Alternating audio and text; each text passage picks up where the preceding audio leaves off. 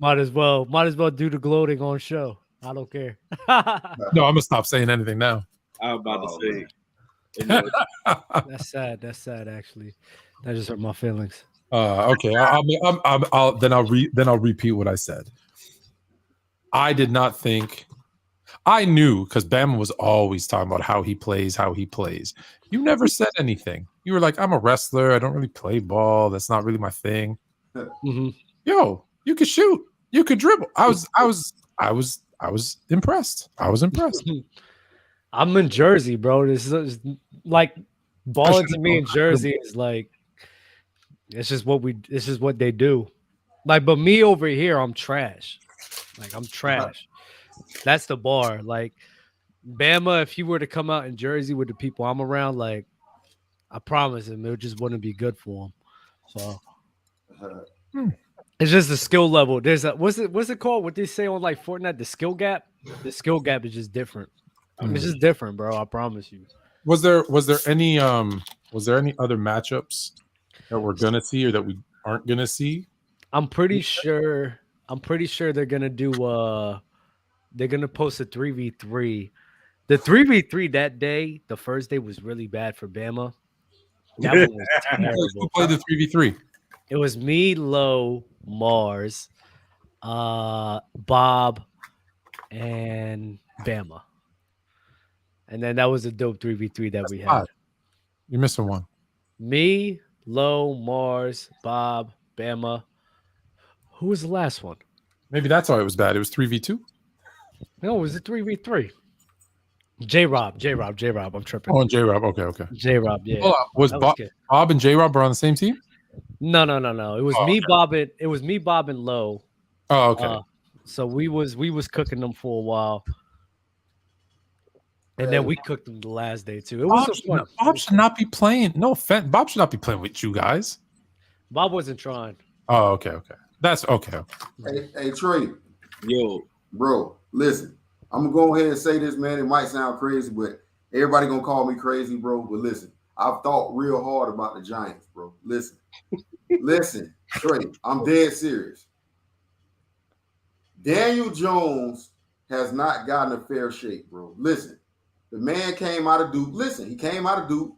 He done had 3 head coaches, 4 offensive coordinators in 4 years. What receivers has he really had? Darius Slayton dropped too many deep balls. Mm-hmm. Bro, I think the man going to turn that thing around. Look at Alex Smith, his first 7 years in the league. I think he's been sacked 37 and a half times a year since he's been in the league, bro. That's a lot of sacks. Bro, I think Daniel Jones on the rise, bro. I'm looking for him to throw for 4,000 yards, 25 plus TDs, and have about 5 or 6 picks, man, and have a good season, man. Look, this is what I'll say about Daniel Jones. I hear everything you saying.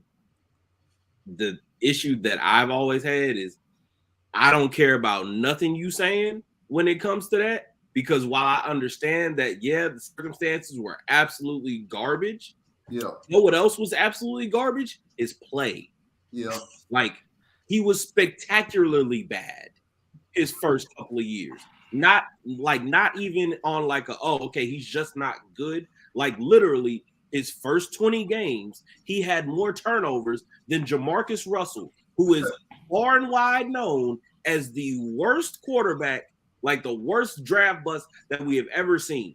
Yeah. So the fact that people kept telling me after that sample size, like, hey, we've seen him play for 20 games, he's been this bad. Also, while being this bad, he's not anything that he was advertised.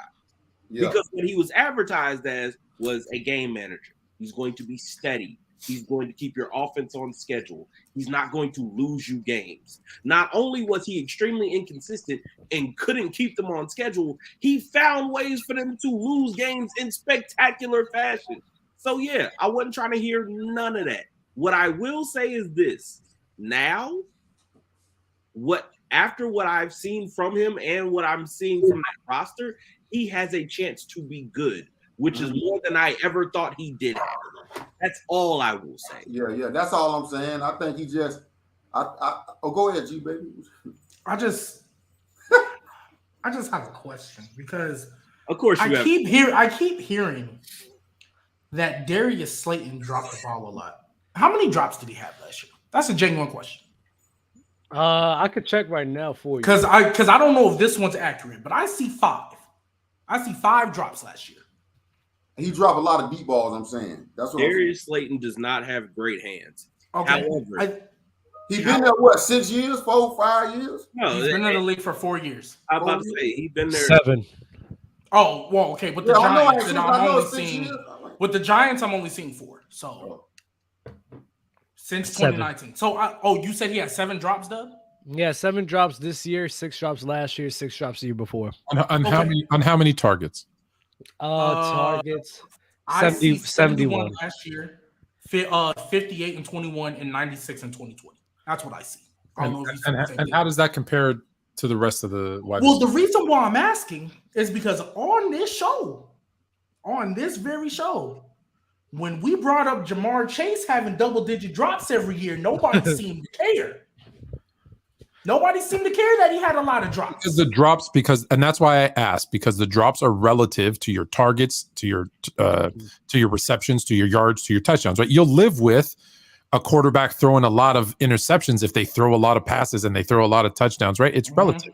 So if he has 1 drop for every 10 targets, right? That's 10%. So that might be high. I don't know. That's pretty high. That's pretty high. Yeah, it is pretty high. But that's why, because Jamar Chase, not high, but that's why when he says double digits, you're going to live with 10 if there's 120 targets versus 7 when there's 70 targets. Do you see what I'm saying? Yes, and I hear you. That's why, because I was going to go relative too.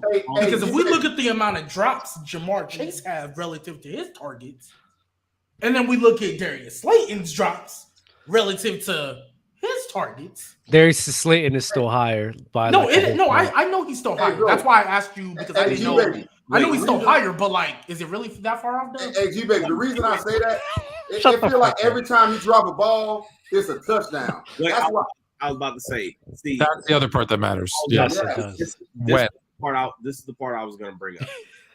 The issue with Jamar and his drops, he's had it literally since he was a freshman at LSU.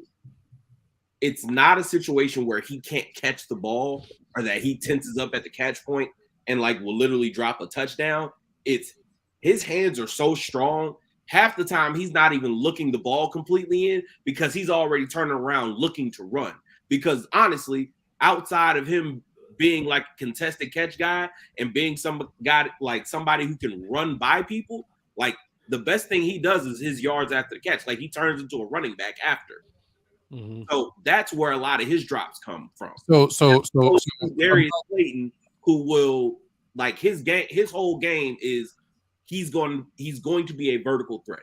He's going to be a down the field threat. He's not running a whole lot of short intermediate routes. He's running posts, crossers, goals, all that stuff. And you need him to catch those balls because he ain't about to have a whole lot of yards after the catch unless he gets lucky, catches a screen, and gets an angle, and he's gone. You see what I'm saying? It's a little different. The context of it is. And don't get me wrong, I'm not saying. And let me I just wanted to. So I looked it up. What I was saying. So Darius Slayton, 9.9% of his targets are drops. Jamar Chase, who had more drop, 8.2. So the percentage of drops is lower. Right. Yeah. And then you look at situational too. So that's what I'm saying. That's why you will live with double digits because. Yeah, fact. I'm not. GBaby's just being nasty. I don't know why Darius Slayton. I'm not putting Darius Slayton on that tier. You're disgusting. Every time we talk about him, we talk about the drops, and I get his percentage is still higher, but not. What'd you say? 9.7. 9.9 to 8.2 is. Yeah, I get the percentage is still higher, but Look, all I'll say is this: at the end of the day, the reason why people are willing to forgive the drops with Jamar Chase is because it's the same thing with most guys who are high variance players. You have to take the good with the bad. Part of what makes him special is the fact that, quite frankly, he kind of gets lazy at the catch point when it comes to his eyes, which is why he has some of those drops. But on the same note, if he catches that ball and he's not looking because he's already staring down the linebacker or staring down a safety that's sizing him up, if he caught that ball cleanly without looking at it, and now he can just tuck it away and now make a run for it. Well, if you're Zach Taylor or Joe Burrow or anybody else on that offense, you're taking that. So you got to take the good with the bad. Sometimes he's going to tuck that ball away without looking at it and run through a couple of dudes and get extra yardage or a touchdown. And sometimes he might drop that slant pass. And let me throw this in, GBaby, because you asked is 9.9 like it's not that bad, but that's the 5th highest of all wide receivers. The only wide receivers who've with 50 receptions or more or targets or more that are worse are Romeo Doubs, Juan Jennings. I'm sure I said his first name. Juan Jennings, Zay Jones, and Rondell Moore. That's it. Okay. That's it. Okay, so with that being said, can I'm actually going to transition to another question. I'm happy you're telling me because I genuinely didn't know, so I wanted to ask. That's why I'm looking it up. So then, were any of you part of the people that thought Debo didn't have a hands issue? Oh my God. Debo? Were any of y'all felt that Debo didn't have a hands issue, or y'all think he does? Because I don't know who was on what side, so I'm asking. Who? Debo having a hands issue, a drop issue, and all that. I don't remember talking about. I never said he had a hands issue, so I don't remember. Okay, only reason maybe it was Trent, maybe my number one op, the guy who's not. I think it was Dub. That's why he's getting all antsy with his mic. No. It's I'm not a Debo advocate. Oh, okay. Okay, so because Debo, in his breakout year, he had 121 targets, and according to what I see here, he had 11 drops. Mm-hmm. Hold on, we got to check in here. How was practice? Practice? We ain't talking about game. We're talking about practice.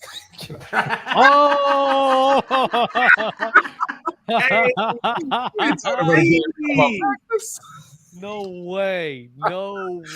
He just AI'd me. You know what's so funny? It's crazy because people be saying what's good, bro. What's going on? Hello. Hi. Nice. So what's so funny, Floyd, was when you guys say things like, yeah, the young kids are gonna start shitting on your older generation, right? I be seeing because my little brother's he's a freshman in high school right now. Can you believe what they told me about Allen Iverson? Oh God. They said Allen Iverson is the top 10 player of all time. What? Really? Yes.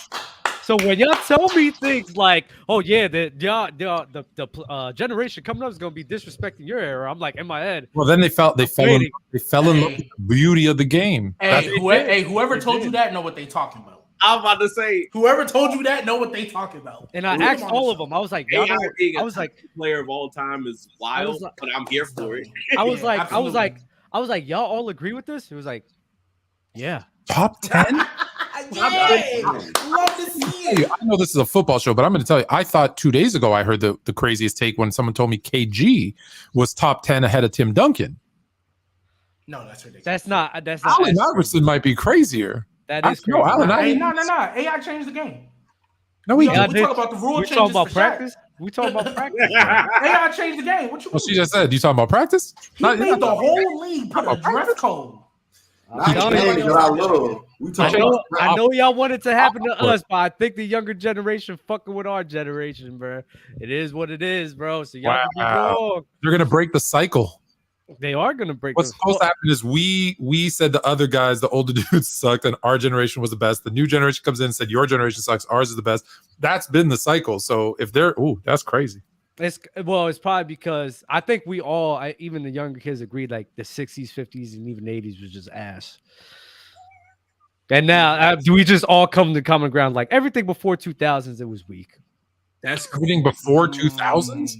Like from a holistic standpoint, not individual players, like holistically. The game was very different. I'll give you that. It was very different. Because thinking about some of the most exciting players that came. Some of the most exciting players that came was in, even for football too, came in the 2000s. Really? Tracy McGrady, Vince Carter, Kobe, LeBron, D Wade was exciting. Kobe came in the 90s. Vince came in the 90s. Played in the 2000s, but exactly. But that's not the same in football. Football, yeah, football's because football. I'll give y'all the 90s. I'll give y'all the 90s. I didn't watch too much of the 80s, but football. Well, nah, you had Warren Moon and Dan Marino though. I was about to say, Yeah, there was. That's what's interesting. I was trying to relate it to football because we don't do that with football like we do with basketball. We don't crap on them like we do older basketball. Oh, they try. They try. Well, you know what it is? It's because the games are so different. Like we can't even compare it. But the game is so different too. But it's more it's more similar in terms of basketball than like football. Because football, I'm not gonna lie, like from the 70s and even the 80s, like it's just to now, it's like it's black and white. It's like completely different games. Way different coverages, way different lineups. Oh my god! Because I formation was like the everything back then, bro. No. The Bears played a T formation. Bear down, Chicago Bears. Oh, yeah, we're gonna hit them with that T formation, the pride and joy of Illinois. Anyways, but yeah, football, but basketball. How can you say basketball hasn't changed? Every single rule has changed. It's about the way it looks, and of course, every single rule has changed. I'm talking about. How many? It's more similar. All the 3-point line, like everything's more. There's more. You can see more similarities in between basketball across eras than football, if that makes sense. You think? And I will agree with him in that aspect. That's what I think. But what I will say about basketball, though, these little kids, I never forget my little cousin. They were doing dribble handoffs in the 60s, Floyd. Yeah, but like I know Elgin Baylor was doing a Euro step. I get it, but. Like Jim Brown was running through the line like Adrian Peterson, like Derrick Henry. No, but I will say Fluent. I'm not talking about players. I'm talking about like the style of play. Yeah, that's what I'm saying. If you look at the style Fluent, like little kids today, my little cousin basketball game, bro. I kid you not a soul drove to the lane. All the little kids had open lanes. You know what they did? Sidestep, fadeaway threes. Pull up threes. Oh, they'd be sitting back threes. That's all they do. If I'm coaching them, they sit on the bench. Like I will say that little kids nowadays, they don't like driving to the hoop no more. So there you go. But that proves my point, though. That's different, though, because if you go back, it would have been driving the lane. It would have been pulling up for threes. So you just proved my point. That's why I said in fairness. I said in fairness to you, Fluent. Did I not say that? Why y'all Fluent? Every time when I'm getting on Fluent, it's so funny. Every time I'm getting on a point, it's like GBaby or somebody would just say something to give y'all ammo. I'm like, why y'all putting me in this hole, bro? I gotta give both sides. I wasn't trying to do it on purpose. It's different. When you compare football and basketball, at least from my naked eye, I could see more similarities in basketball across eras than football. I think not going back to before the forward pass, but since the forward pass, I'd say I see more similarities. More. Quarterbacks had headsets too. Has headsets now and everything. No, sure. Like, that's crazy different, Floyd. That's crazy different. Yeah. Like, what's the percentage of guys that get an I formation? Like, what's the percentage compared to now compared to like back then? You know what I mean? Like, it's the pick and roll is something that isn't going away. You know what I mean? Like, I see what Dub is saying. Listen, only 3-4 teams even carry a fullback. Whereas back in the day, everybody had a fullback. I understand that part, but it doesn't. I can see both points. Because I can see similarities in both. I can see a lot of differences.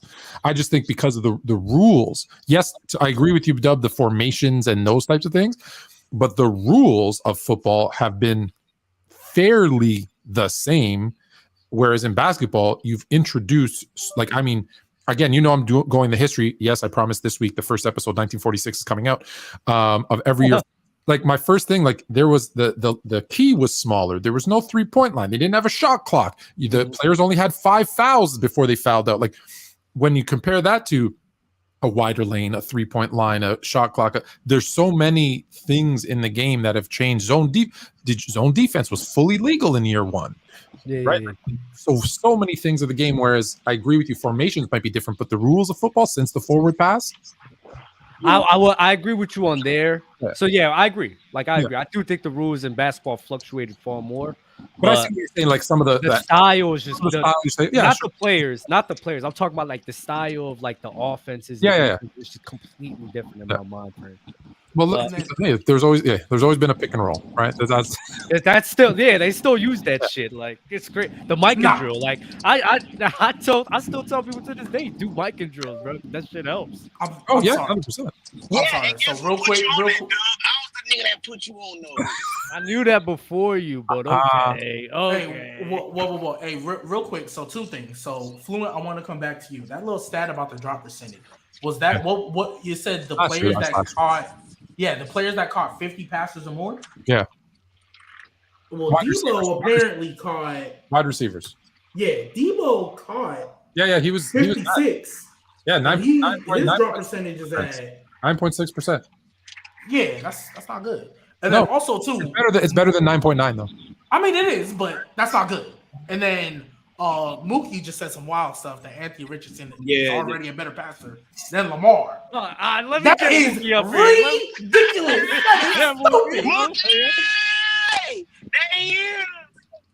That is crazy. I just wanted to acknowledge that is just right now. I know this is one of the topics. The other I'm about to mention, but I'll tell you this: until I see Deshaun Watson and Lamar Jackson do it on the field right now, like without getting hurt, without whatever. Why not? Nah, he ain't played a snap yet, Fluent. He ain't played a regular season snap yet, bro. Come on now. Why not? And he was definitely not better than that. Once in a while, I'm gonna agree with Mookie once in a while. Why not? I ain't gonna lie, that boy Mookie. Some of Mookie takes, I be thinking that nigga be on that Captain Morgan. Boy, you get your ass be drinking drunk off rum. He's not the only one.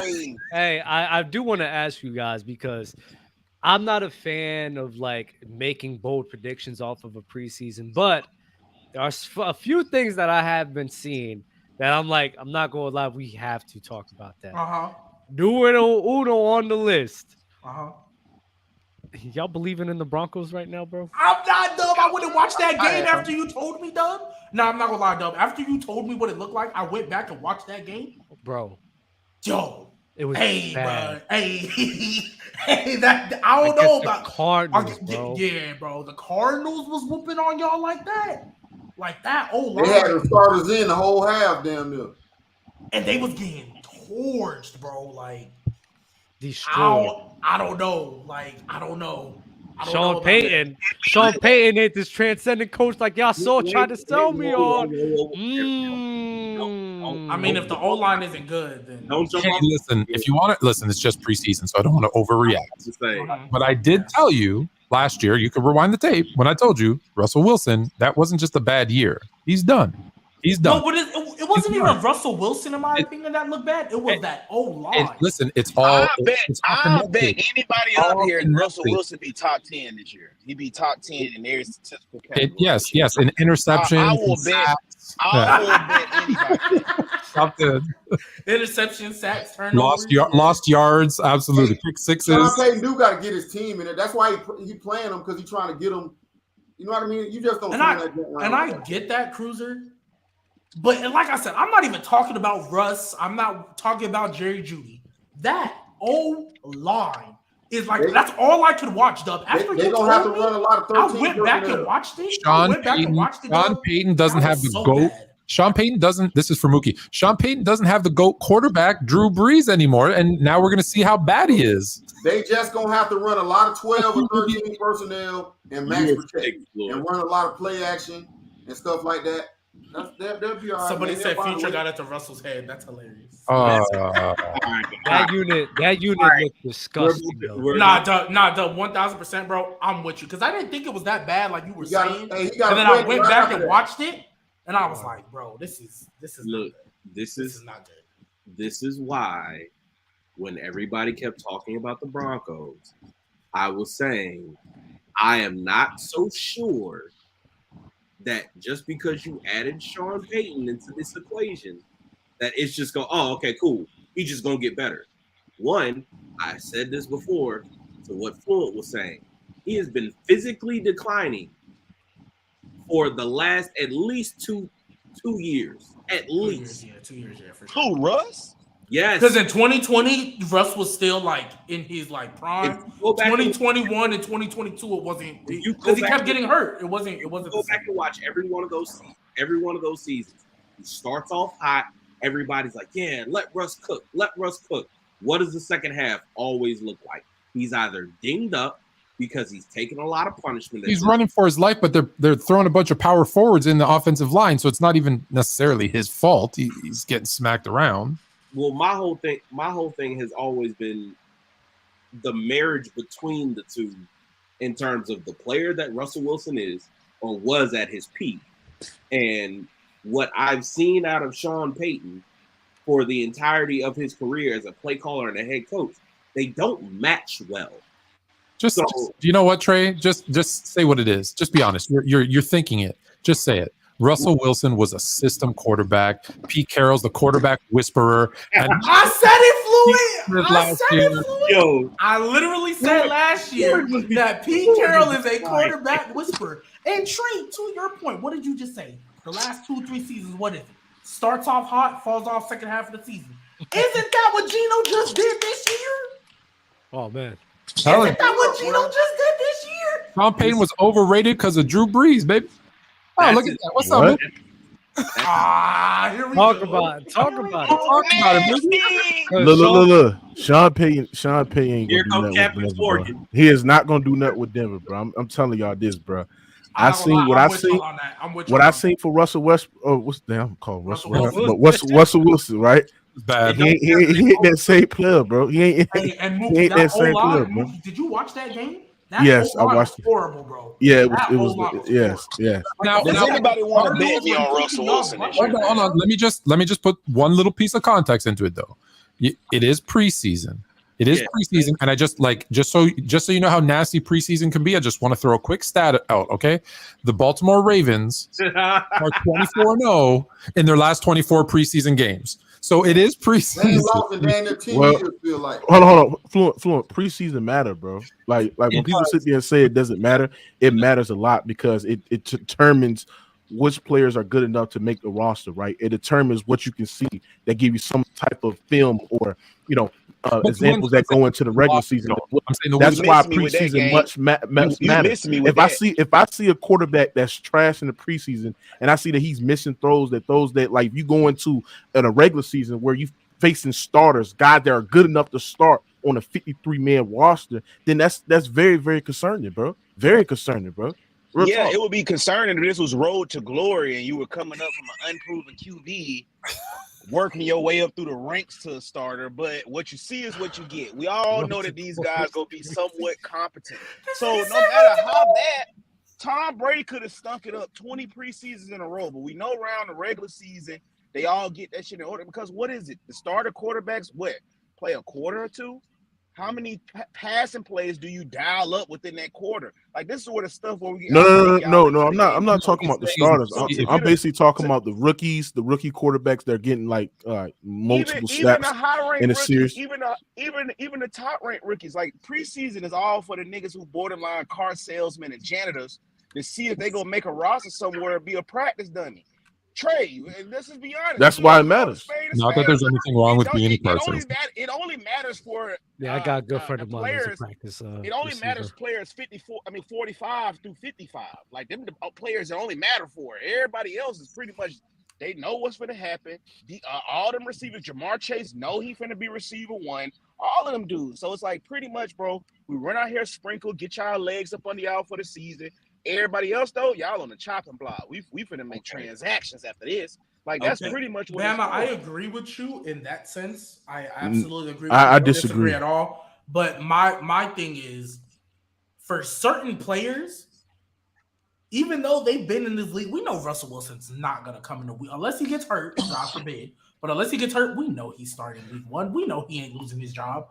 However, when you are a Russell Wilson, when you are and we'll get onto him later, a Trey Lance, this preseason, even though you're getting your feet wet first competition, it matters. Because Russell Wilson case, he context matters though. No, I hear you. Like I said, that O-line to me is the biggest issue. I don't think most quarterbacks can't do nothing with a terrible O-line. So that's my biggest issue with the Broncos. But as far as Russell Wilson goes, if you come in this season, because what we've all been saying, well, shoot, there's nowhere to go but up, because you was abysmal last year. Nathaniel Hackett, not a good, all that. But if you come in this year and you don't even look like a mid-tier quarterback, because last year he looked like a bottom 5. If he don't even look like a mid-tier quarterback, bro, it's GG. And the thing is, too, especially if you have like quarterback competition to see who's going to start, but from a rookie quarterback, from another rookie quarterback as well, right? You need those preseason games to understand who can be a starter on running the offense, right? And producing plays that can impact the team and moving the chains and producing points on the board, bro. You need the preseason games, bro. It is what it is. Okay. All right, Mook. Can I ask you? Let me ask this question, just quick. I ain't gonna say nothing else. I just want to ask a question. GBaby, Mookie, Fluent, Dub, Trey. Is quarterback more of a mental position or a physical position? Would you say? And give me the percentages of which. It's probably like 70, like 70% mental. Yeah. At this point in this game, 50-50.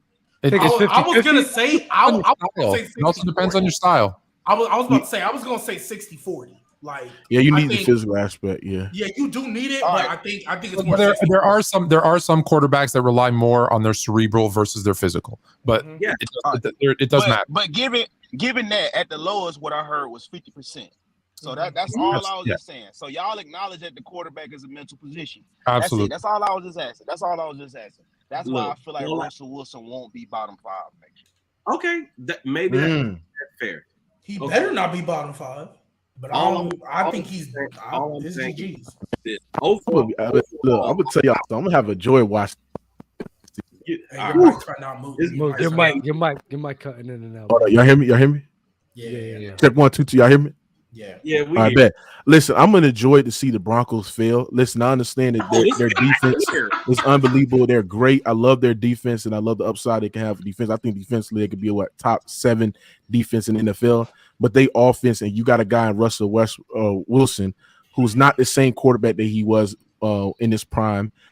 He does not have he's not the same quarterback we talking about in terms of athleticism and also in terms of just overall just reading the defense and also just making plays with his legs. It's just not the same. The offensive line is terrible as well. Sean Payton can make Russell Wilson roll out, do all these plays as well, right? But Russell Wilson is not the same quarterback, bro. I'm telling y'all, bro. It's a quarterback. And why do you want to see Sean Payton fail? Why do you want to see him fail? Because he quit on the goddamn Saints. He quit on the Saints, bro. I ain't gonna lie, bro. He quit on the Saints. Like I said, bro, he just quit on us, bro. It is what it is. So, like I said, this hard. That's crazy. Fuck Sean Payton. Listen, Sean Payton. Look, Sean Payton is a good offensive coordinator, bro. But like I said, bro, if wait. Got a Super Bowl. Wait, as a head coach, like, let's relax. I get you got the hate in your heart though. I don't. No. I feel some type of way. He's a good offensive coordinator. GBaby, he's a good. GBaby, let me ask you something. If Sean Payton is what you say he is, right? Mm-hmm. Then tell me why he couldn't lead the Saints to the playoffs without Drew Brees. If he's what you say, because Jameis got hurt. They were fine. Okay, hold on. He had one Jameis. season without Drew Brees, and in that season, Jameis Winston was 5-2. And then he tore his ACL, and we had to. And Mookie, I think he made the wrong decision playing Trevor Siemian those 4 games, because if he would have played Taysom Hill, we wouldn't have lost all those 4, and we would have made the playoffs. We were literally one. Wait, Mookie. The only reason the Saints didn't make the playoffs that year is because the Rams wanted to sell in week 18 against the 49ers. They blew a 21-3 lead or something like that, or 21-10. That's the only reason the Saints were not in the playoffs. Hold on, but like I said, you already seen the mistake that Sean Payton made. The mistake was that he didn't start.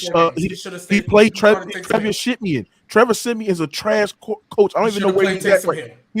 That's what I'm saying. Like, so this should have played Taysom, and he legitimately cost us for getting into the postseason, bro. When our defense was literally peaking, what top 3, top 4, top 5 defense in the NFL as well. So you already had elite defense, but a coach will make the great coach, right? And this is why this is what you got to understand too as well. a coach is going to understand what quarterback can run the offense effectively, bro. And you know damn well Trevor Siemian was not a good quarterback to run the goddamn offense, and he cost us those games, bro. He kind of was, though. He kind of was. The reason why he was, bro, because we already saw Taysom Hill throw the ball, bro. He can't throw over 30 yards, bro. Y'all but yeah, hey, and the same for Trevor. Hey, but Bama, aren't you a winning quarterback? But listen, y'all run an wins is all vertical. No, y'all overlooking it, bro, because those dudes, what I'm talking about with the wins is everything. They'll be able to run that vertical intermediate offense. You see what I'm saying? With no problems, and you won't miss a beat running it. You're not gonna have the same problem you would have with Taysom Hill. Now so can I hit you with a devil's advocate though? Because we saw Taysom Hill in crunch time, bro. He can't throw over 30 yards, bro. No, but Bama, here's athlete, bro. Great story towards ACL 4 times. Fought back to get it. Hold on, GBaby. Did he start? Hold on. Did he start Ian Book? Did he start Ian Book? Bro? That was because everybody had COVID. That's why. Oh, okay. I never said Ian Book. Yeah, everybody had COVID. I don't think y'all understand, man. Coaches have egos too, bro. I'm not. If I run a vertical offense, bro, I'm not finna break my shit down to motherfucking screens and motherfucking slants and hitches, bro. Like, so that's then, Bama, me, bro. This is what I will say. I'm a fucking Trevor Shitman. Like, hey, this is what I will say to respond to that, and then we can end the conversation. I just want to say this one thing. The reason why I feel like he should have rocked with Taysom is because, one, let's just be real, the games that we won after Jameis got hurt were only with Taysom Hill as the starting quarterback. 2, you're talking about that vertical offense. Taysom Hill couldn't run it. When Taysom Hill was the quarterback, we didn't need to. We all knew Taysom Hill was running quarterback power, quarterback zone, RP, and they couldn't stop it. They couldn't stop it. So as a coach, I would sit there, okay, we have something that we know. Everybody and their mama knows when Taysom Hill is in the game, we're running 3 plays. Fact. If they can't stop them 3 plays, I'm gonna keep running until you give me something to stop. Until I gotta adjust it. And when he played, they won. I think they went 4-1 with him because we ended 9-8. So I think they went 4-1 with him as the starting quarterback. Trevor Siemian went 0-4. Ian Book went 0-4. Why do y'all do this all the time, bro? I hate it when y'all together. Bro. Y'all always talk about the Saints. Shut up. I guess this. Bro, you a hater. No, you a hater, bro. Y'all is a hater, bro. I guess we bring up the Saints. I guess it was a topic that was brought up. Well, we talked about the Broncos and it transitioned to that. I guess since we on the Saints, we could talk about how the Saints had a good preseason game. And how everyone thinks Derek Carr, Alvin Kamara, and them boys is gonna look in that. Go ahead, Mookie. Man, bro, when I was watching that, bro, oh man, it was so refreshing just to see that we actually have a quarterback that can actually lead the offense, let him know, run the football down, that can actually throw the football from the pocket, extend plays, just moving up in the pocket, and just leading the that offense. Little rollout. Oh man, bro, if you a Saints fan, bro, we had Ian Book, we had Trevor Siemian, we had Randy Dalton. Hey, the gingerbread man, let him know. We had Crab Leg Winston. Yeah, we got Derek. Right? Yo, what you call him? Look, I'm gonna tell y'all this. The God. Hey, God. All joking aside, the one thing that I will say, even though it's preseason, Pete Carmichael, thank God you learned how to call a playbook, bro. Facts. Because Pete Carmichael last year, bro, I don't know what game plans you was coming in. Some weeks, we look like the Saints. Other weeks, bro, why is Alvin Kamara getting 6 touches in a game? Like, what are you doing, bro? Like, come on. Like, especially, like, it was a game where, like, we had no receivers. It was just Rashid Shaheed and Kamara not getting touches. Like, are you stupid? But, hey, he looked like he learned. And this the one thing. This the one thing that I'm happy for the Saints, bro. Outside of, us getting a new quarterback. I'm happy that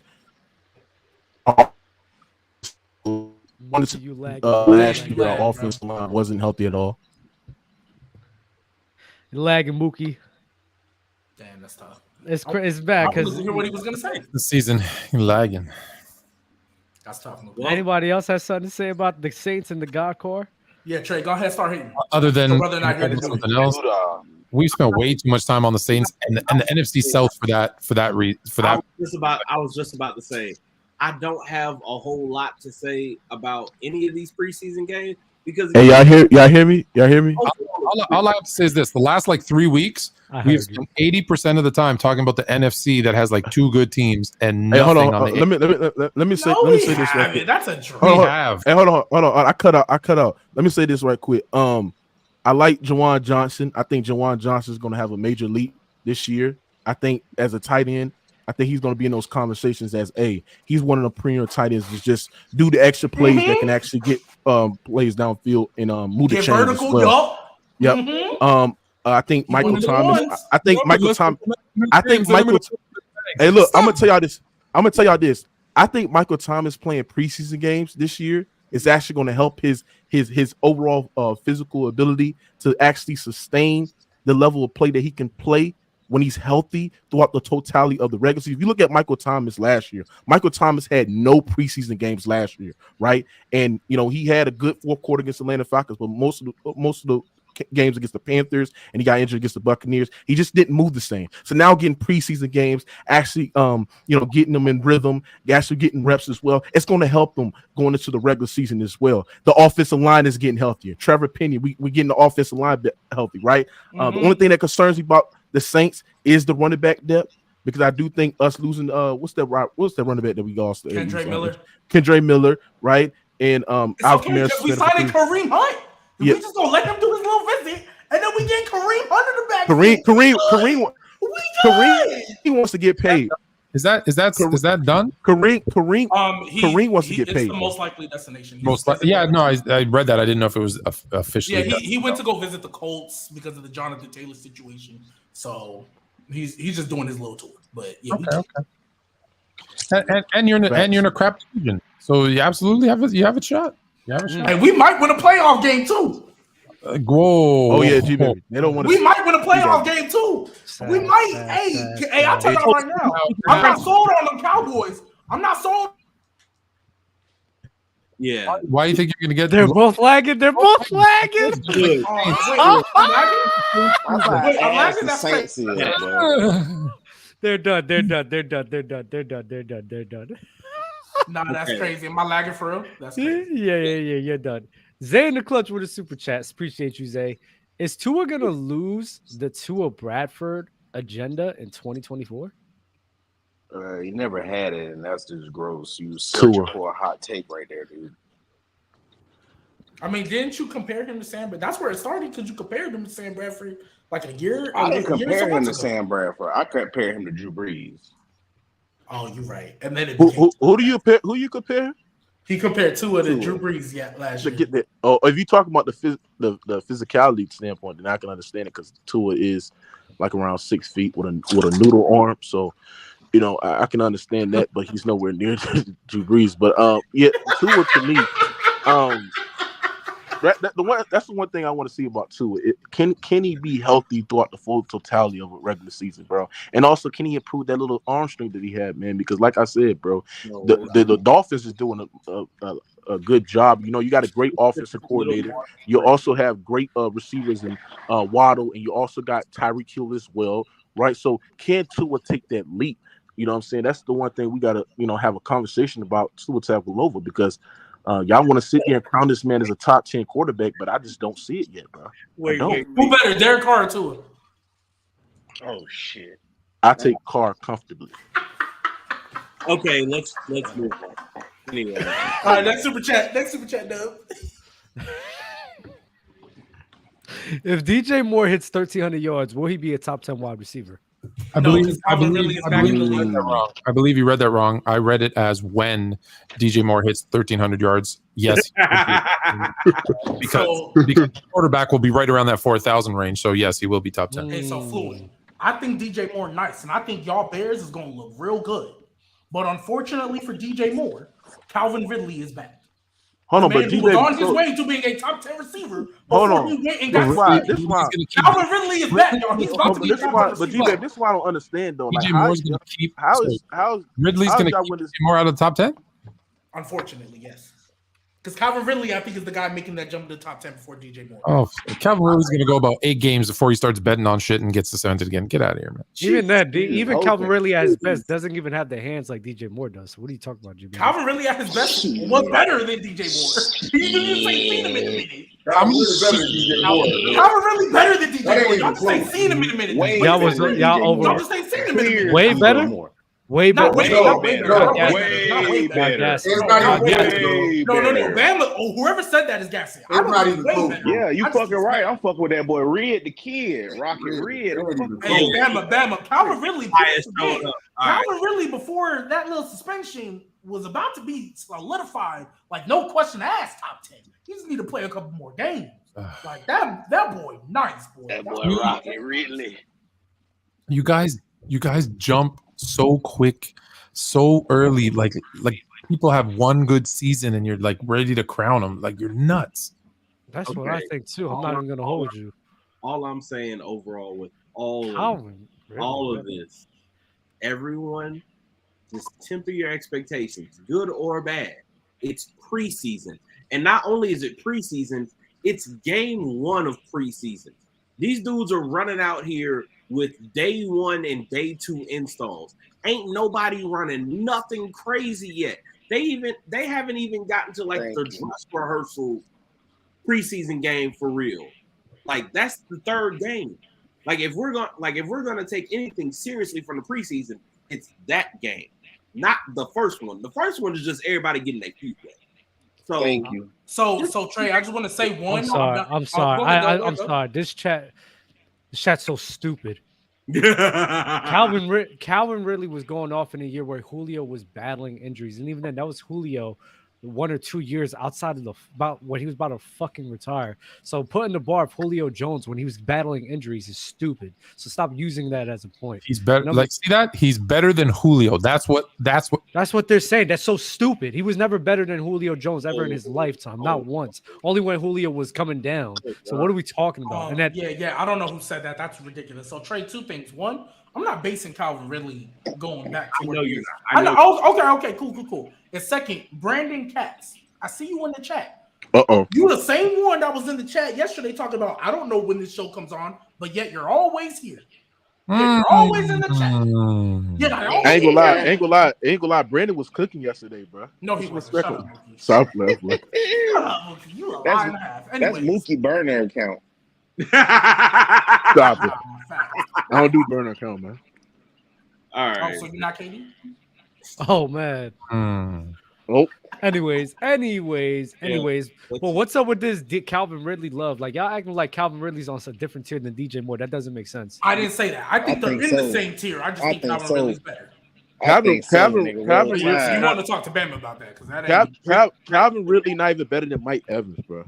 Shut up! Oh my god, that's a fact. Nah, that's a fact, bro. And I'm gonna tell you why. No. Mike Evans has been literally the most consistent. Mike Evans literally been the most consistent player in the league, and I would say the last 7-8 years, bro. And we're looking at his vertical threat, his ability, his jump ball presence, his ability to have good hands.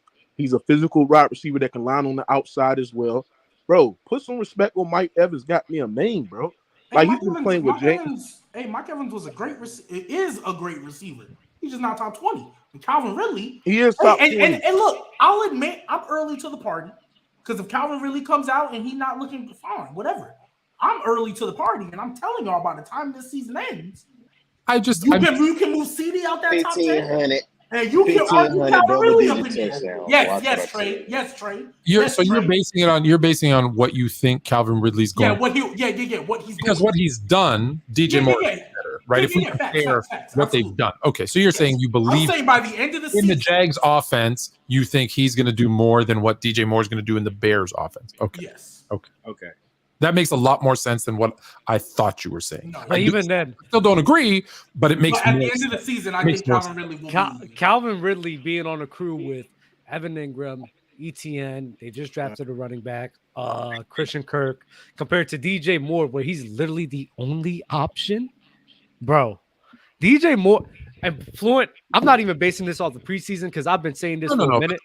They're gonna force DJ Moore the ball. Absolutely. The Bears offense is actually going to be very exciting to watch this year. It's going to be so fun. And DJ Moore and the way Justin Fields can play off of each other, bruh.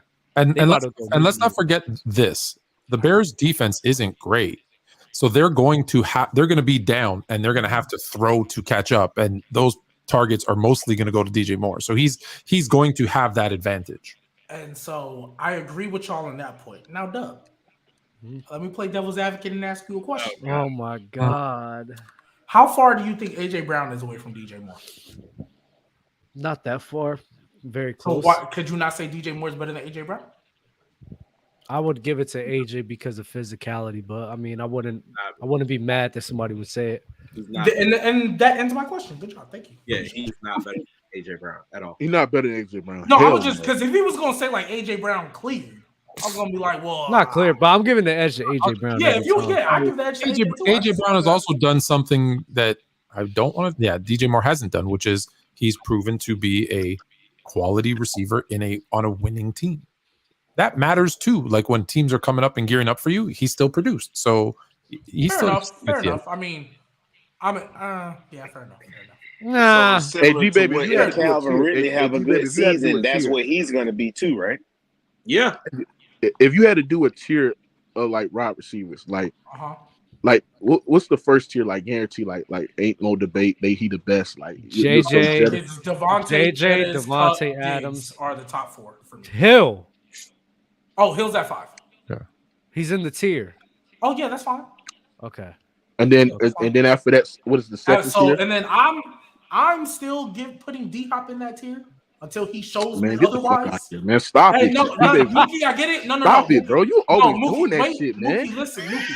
Bro, he's not no goddamn. Bro, I don't want to get on the D-Hop. I don't want to get on the D-Hop side. I don't want to get on the D-Hop side. Just let it go. So after, and then Jamar Chase, of course, that's top 7. And then that next tier is AJ, CD, Terry, Waddle, Smith. That's that next tier. What's up, Dawson? Man, that's good, GBaby. What's good? But look, I agree with that tier, but I just like. Nick, I haven't seen you in a minute, bro. Since we have my dog on here, man. What up, Nick? Wiki. What's good, Mookie? Nick Paddywhack. What's good, man? Oh, just to let y'all know, with the season coming up, we are going to start doing 2 shows a week again. Yes, I'm so ready for Monday shows to come back, man. Mm-hmm. So ready for Monday shows. Yo, I'm gonna see what I have to do because I'm actually going on vacation for the first week of the season, so I'm not even sure if I'll be on. Dang, man. Well, y'all gonna have to handle it. I'm not even gonna hold you. Monday shows are about to go crazy. I'm so ready. All right.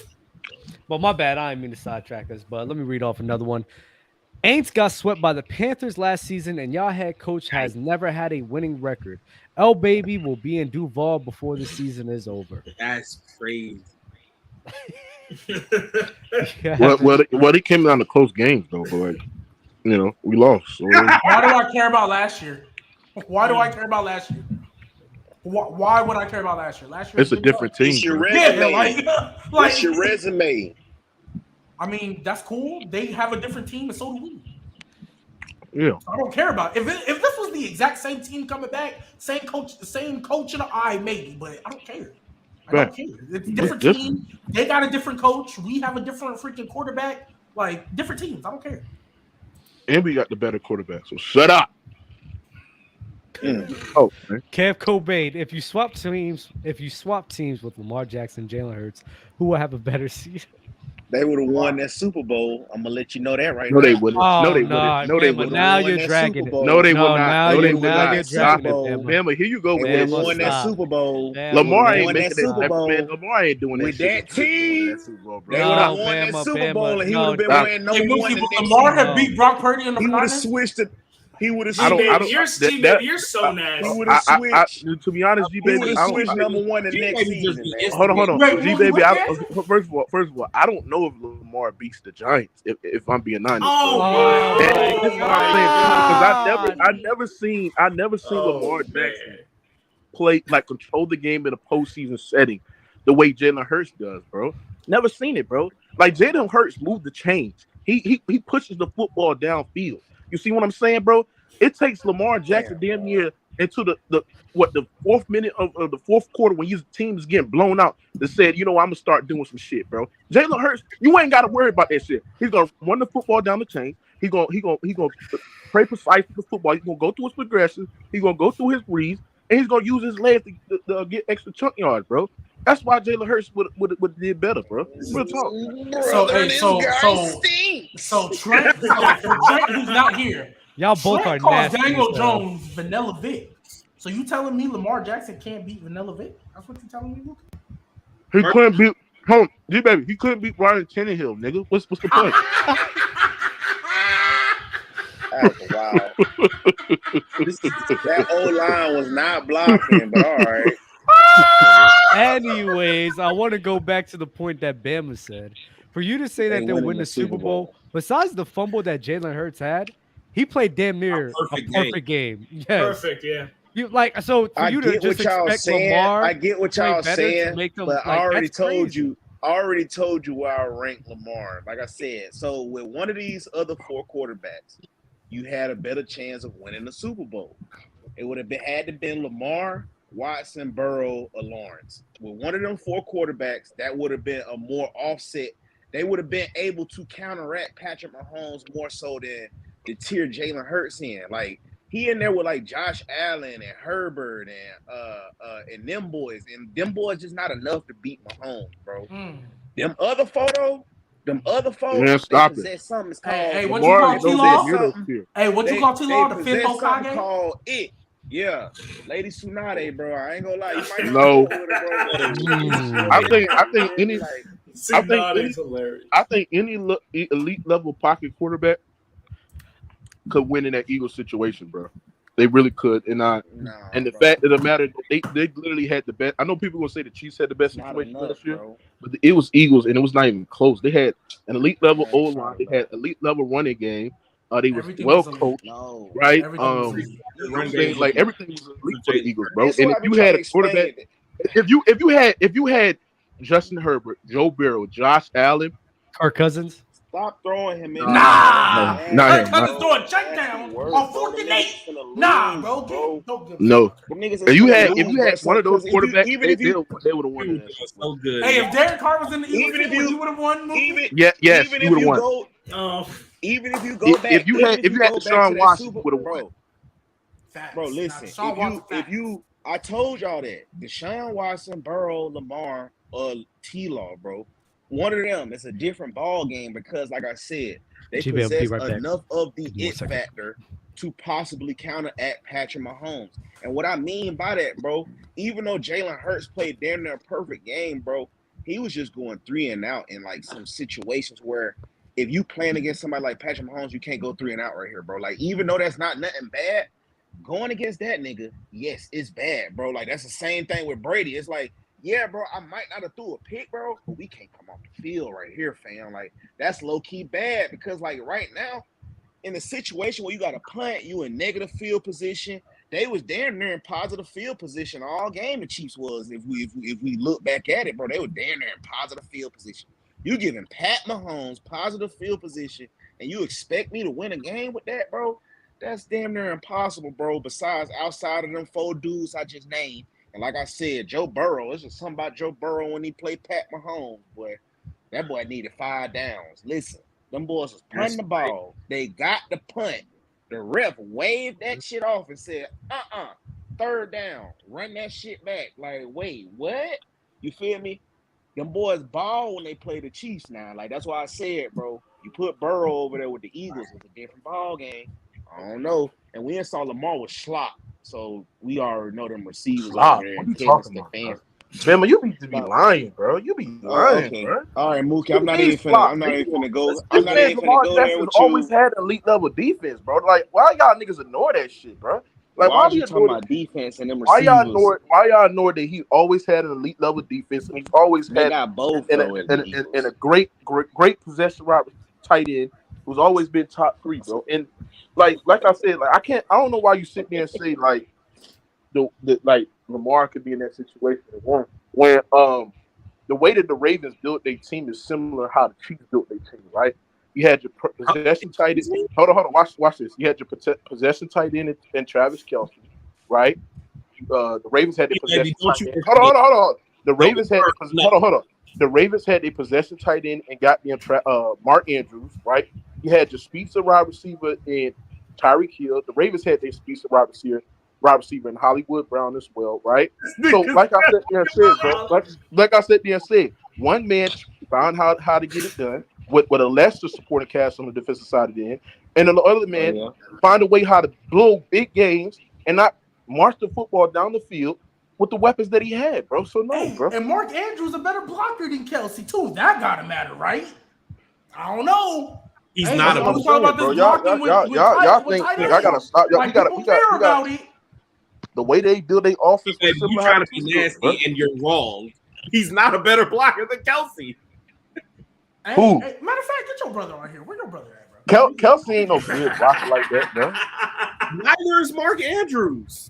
Hey, I don't know. I don't know why y'all think they bad at blocking. No, that's a trend thing. That's for neither one of them are bad, but he ain't better than Kelce. But that's neither here nor there. Let's move on before we get too lost in the weeds. Yeah, I got some super chats I need to get to. So from C3JJ, Bryce over Carr. I haven't played a snap yet. That's easy. But sure. That's easy. Hold on, what you said? What you said, Bevel? What you said? Who you speaking? That's easy. Bryce is undefeated in the NFL regular season. And you right. That's facts. You right. I would have took Bryce at modern day over Derek Carr. Yeah, you a hater, bro. Hey, Bama, you a hater, bro. You a hater, bro. Yeah, it's what it is. He gonna pull y'all niggas on. From Eagles Nation, GBaby, what is this we stuff? You're in Duval. No, I will be in Duval if the Saints fold. But I don't see, GBaby, you a fake ass fan, bro. I was about to ask Mookie. I was going to ask you, Mookie, how you feel about this? Bro, that's some fake ass shit, bro. Hold on, that's like me. Hold on, GBaby, that's like me saying, bro, if we fail, I'm back over there in Los Angeles with the Chargers. No, nigga, I bleed that black and gold, nigga. I'm from Louisiana, bro. I bleed the black and gold. I've been a Saints fan for my whole life. So even when that shit fails, I'ma still beat the back and I'ma still beat that black and gold. I'm gonna still root for the goddamn Saints as well, bro. And I'm not even thinking about that shit. Cause you know why, bro? I'm confident. I see something different in this goddamn team. That's what I seen in 2018 when we went all the way to the NFC Championship and the referees cheated us. You know what I'm saying? Because I see what's in that team, bro. I see what we have on that roster, bro. I can't lie. You gotta believe in your team, nigga. Hey, so look, you can't just sit there and want to pick and choose. You heard me? You can't sit there and say I want to be a Jaguar fan on Monday and I want to be a Saints fan on Sunday, bro. You see what I'm saying? Yeah. Hey. I'm glad you got it off. Yeah. Facts. Hey, I'm glad you got that off. Hey, I'm glad you. So here's the thing. Here's the thing that's different between me and y'all. I don't give a fuck. I'm not from Louisiana. I'm from El Paso, Texas. I became a Saints fan not because I like their colors, because Reggie Bush joined the team, and that's my favorite player of all time. Oh, if Reggie Bush would have went to the, so you're not really a fan of the team. You're listen. Reggie Bush was my favorite player of all time, and then I stayed rooting for the Saints because this Drew Brees guy is kind of nice. I like him. So the way I feel, I'm confident in the Saints that we're going to win the division. I think we're winning 11, 12 games. But if we pull out a 5-12 season or a 6, I ain't gonna lie, I'll be mad. I ain't gonna lie to you, but I'm gonna be bad as hell, bro. I will too. And you know what? I'm packing my bags and I'm going to that generational talent down in Duval. But as of right now, I'm chilling. I'm good. I ain't got no reason to leave until the Saints give me one. Let us go 5-12. Let us go 5-12. I can't lie. If the Saints go 5-12, they gotta blow it up, bro. If the Saints go 5-12, yeah, we go 5-12. That's embarrassing. Hey, I'm telling y'all, I promise. That's worse than last year. On live TV, I am burning my Saints shirt, my Saints beanie, my Saints hat. I am burning that on. Hey, what's that quarterback that J Rod put me on a quarterback yesterday on his show? It's the quarterback named Drake May. Like yes, that, I watched some film on him, bro. Mookie, I was gonna say I don't even watch college football, but that guy nice, bro. I ain't gonna lie, bro. Like, yeah, not better than Caleb, but he nice. Yeah. From iOS Inc. Who has a better rookie campaign, Zay Flowers or JSN? Ooh, that was Zay Flowers. Zay Flowers. It should be Zay Flowers. Shout out to Broward County. Nah, JSN out there bugging out though. Y'all tripping that boy. He's a wide receiver 3 on a loaded team with a game manager who's gonna fall off. I don't know if he's gonna be wide receiver. That boy route running is special. Oh man. I mean, if he's better than DK, that's just gonna push my DK agenda. So I'm cool with that. That's crazy. I'm not gonna lie. What I saw from JSN. Like I said, Zay Flowers. Zay Flowers. Yeah, absolutely. It should be. Zay Flowers. I agree. Zay Flowers is the best receiver in this draft. If I'm being honest, like that's a hot take right there. I don't think that's a hot take. Like I get it. He comes from the wide receiver factory. JSN was super productive. I get it. Like if you want to say he was the best receiver in this draft, I'm not going to sit there and say, "Oh, you're wrong." But the guy who was like the most physically special, like the guy who has like the ability to like stop on a dime and embarrass people one-on-one, that's Zay Flowers. And he's shown it literally since the moment they've started practicing. He has been literally unguardable one-on-one. Emmanuel Forbes got his ass cooked in practice, and it's been all over my timeline for the last 24 hours. He was also a first-round pick at corner. The most interceptions in the SEC. And he out here is whole like burnt toast right now behind this child. Like so Dory Jackson. Huh? Whoa, relax. You're tripping. I was kidding. But what I'm saying is this: the guy who's going to have the better year is going to be the guy that one is the more physically talented player, who's also going to get more of the lion's share of the targets because Rashad Bateman, when he's healthy, is really good. The issue is not always healthy. 2, Odell, yes, he can still beat man coverage, but at this point, he's not the same guy anymore. He's just not, and he never will be. Mm-hmm. Essentially, by the end of the year, honestly, if I'm being real, probably by halfway, like week 8, he should be their number 1 receiver. And I promise you, on third down, when they need somebody who's going to be able to separate from man coverage, they're going to dial up something for Zay Flowers, as opposed to, like you said, a guy who's basically going to be your big slot in a receiver room that already has 2 established receivers and a quarterback who is hot and cold. Boo. That's what he is. All right, relax. Yeah, there we go, Fluey. From Angie Carr, y'all seen the Commanders get packed up by the Ravens at their joint practice yesterday. Take that L back to DC with you. Be more stupid. Baltimore stupid. Yeah. What's up, dummy? Hold on, wait, Angie, where were you when Lamar was throwing 3 picks to that safety?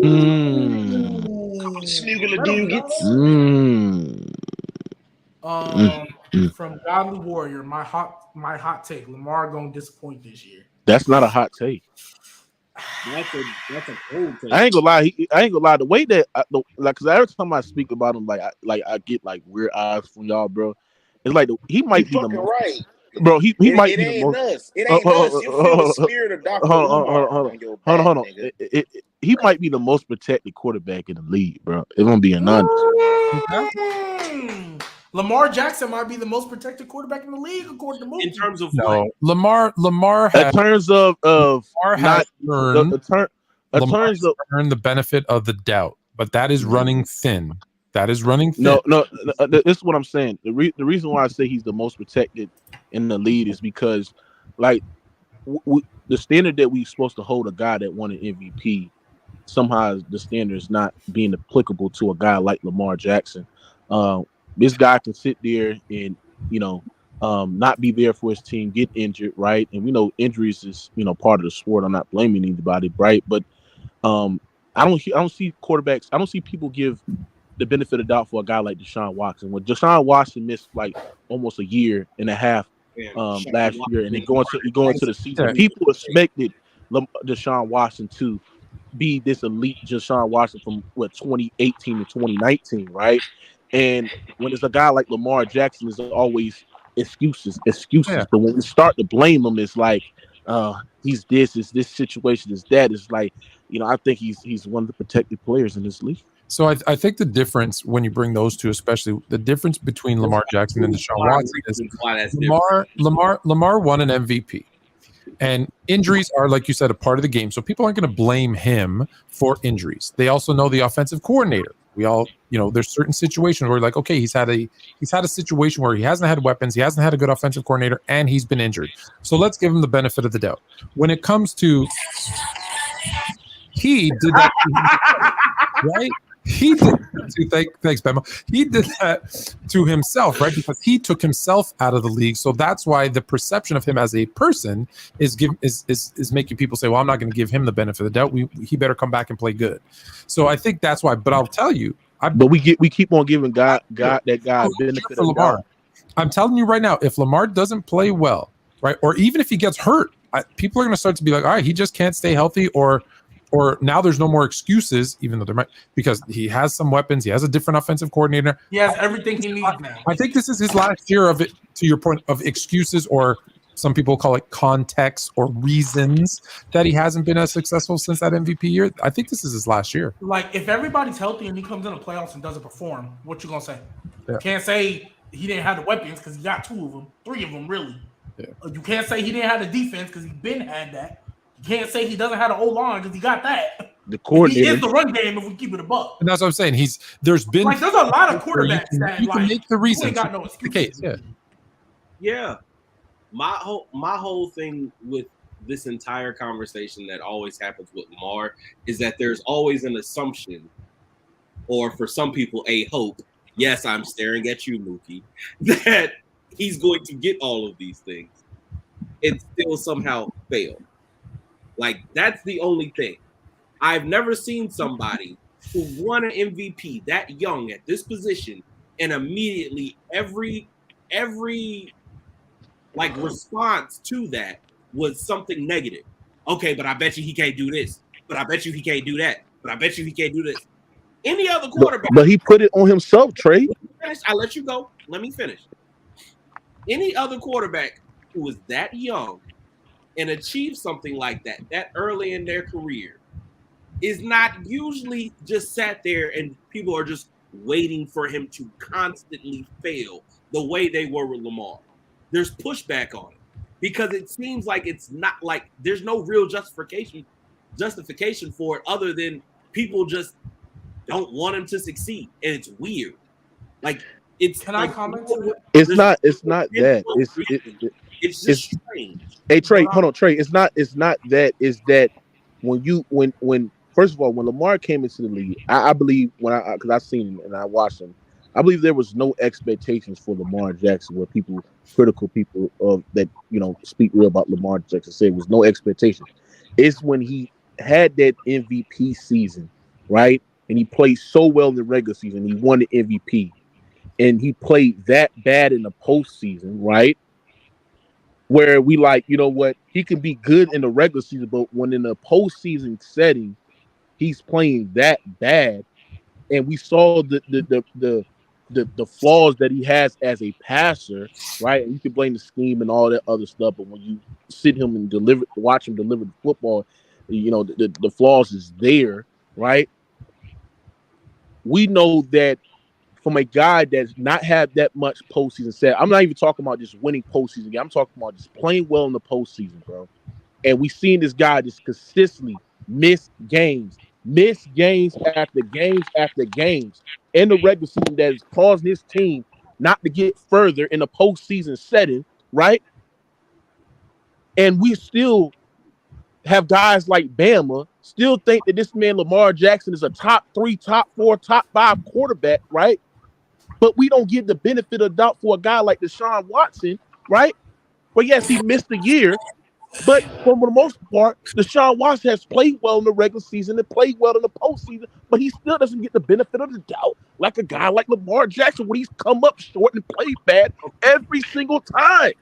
Like I said, there's about 20 some odd reasons as to why he doesn't get the benefit of the doubt. If you can't count them up, I just suggest you go Google that man's name, and whatever number pops up around 20, you'll figure it out real quick. Hey, hold on. I thought we lived in a world where it should be innocent till proven guilty. Last time I checked, they found him innocent. What? What world do you live in? Hey, I know. I'm not saying it don't happen, but I'm saying, isn't that what we're striving to be? Just because it ain't happened that way, don't mean we should be like, oh. Hey, when you're accused, do you sit at home or you sit in a cell? I was about to say, hey, Mookie. No, but you can get bailed out, though. Wait, Mookie and GBaby. I'm gonna tell y'all something. My dad used to tell me something that I carry with me to this very day. Should and are two different things. Should we live in a world where, you're innocent until proven guilty? Absolutely. That's actually weird. You guilty to proven innocent. I was about to say, do we actually live in that? That's how it should be, though. That's how it should be. You're guilty to proven innocent. But anyway, but hold on. If I I don't want to get off football for a second, but I do want to touch on that for quickly, because it's guilty and then period. Because there's no proven innocent, right? Because when you get accused of something like Deshaun, there's this big headline, right? He did this. How big is the retraction? Never. If it's one line somewhere down hidden away, so it's guilty until that's it. There's no. Yeah, y'all supposed to apologize to that man when that's gonna live with him forever. Yes, but my whole thing is even before we got to that point, he wasn't playing not just because of the allegations, but also because he was like, "Nah, I don't want to play for y'all. I'm out." I'm not saying whether he should. That's why all that stuff came out. I know that, but what I'm saying is at the end of that, conspiracy fluent. Hey, fluent. I'm right there with you. All I'm saying is at the end of the day, you didn't play for damn near 2 years, and then you come back. Hey, GBaby. You don't look good. It was past like, he looks rusty. Like the timing has been off. Like it didn't look like it was just like rust. Yeah. I mean, also, too, he couldn't practice though either. Like that's another aspect we have to remember. It's not like he was around the team practicing, which is why I'm still. The fact that people thought, but the fact that people thought was going to come into on a new team, new receivers he's never seen, a new offensive coordinator, a new system, new terminology, new everything, hadn't played in 2 years, and he was going to be good. Like that's nuts. No, like he has to have, and that's why, that's why people they playing Madden. Fluent. I told you they play Madden. Dog. Yeah, that's not reality, right? You can't just You can't just take 2 years off, plop him on a new team with all of those things I just mentioned, and expect him to be good. Now he's had time to develop some rapport with those receivers to figure out their timing, to understand the terminology. You know this. You're around a professional football team all the time. You've seen the playbook. You know how crazy what the quarterbacks are. Fly right, razor broom, 32, 75, pickled nose up your hills. Like 75 words in those things. You need time to understand that terminology. So now. We need to see him. Hey, GBaby, drop the link for Brandon, bro. But he has to get better. We need to see that. We gonna get to the Superchats first. Oh, God. I don't know if I got that kind of clout. Anyway, I was about to say. From C3JJ again. Bama is like I feel like we saw this last time. Bama's like J-Rob. The winning is a QB stat, and QB's got to find a way to get it done in the playoffs until it's time to talk about that man Lamar.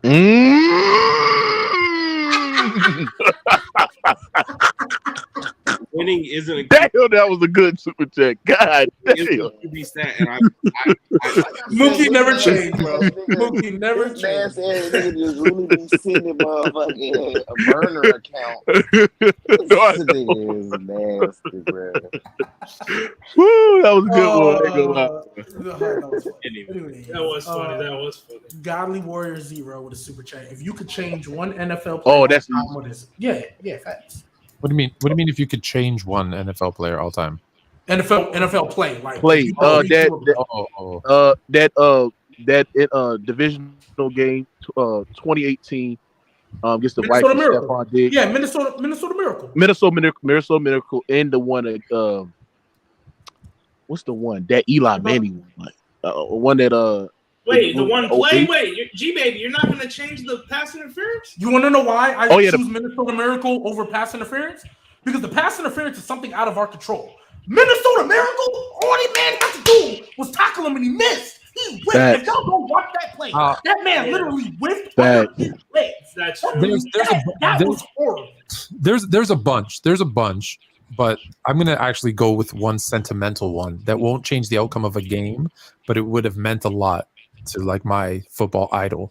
Was they should have given the ball to Walter Payton instead of Refrigerator Perry at the goal line and let him get a touchdown in the Super Bowl. He carried that team for over a decade, and him not scoring a touchdown in a 46-10 route, his only Super Bowl appearance, is a damn shame. So it wouldn't have changed the outcome of the game, but that, for me, that's the one. 2014 versus the Packers. That was a fucking catch. Okay. Oh, that was a catch. That's right. It was a catch, but guess it was. It wasn't that day.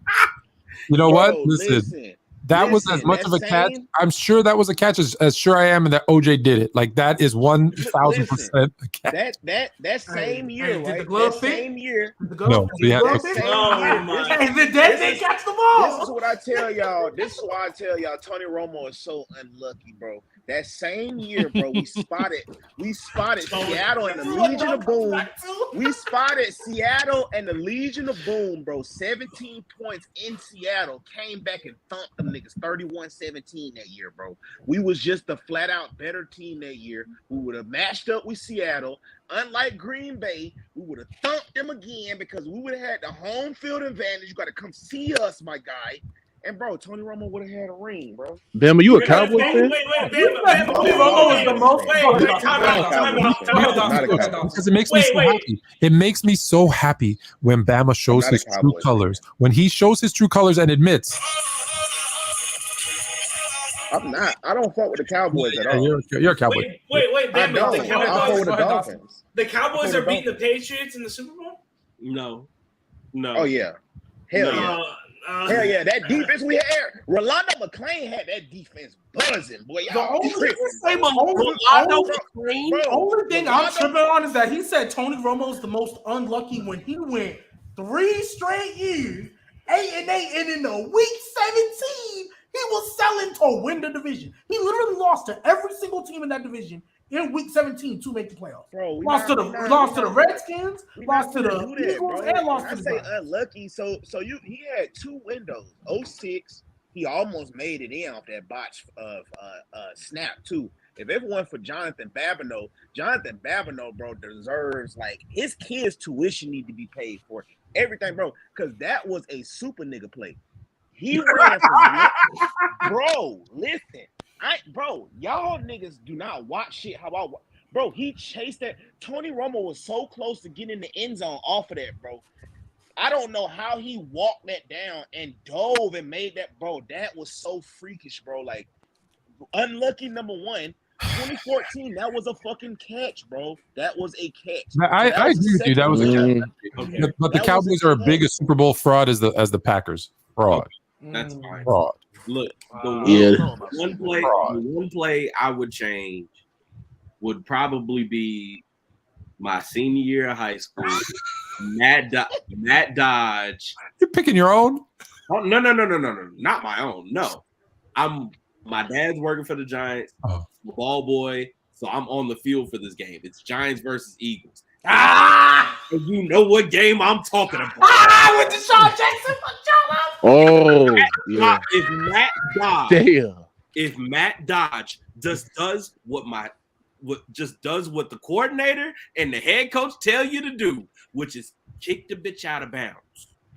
And all you gotta do, I don't care if it's to the left sideline, to the right sideline, out the back of the end zone, just fire that bitch.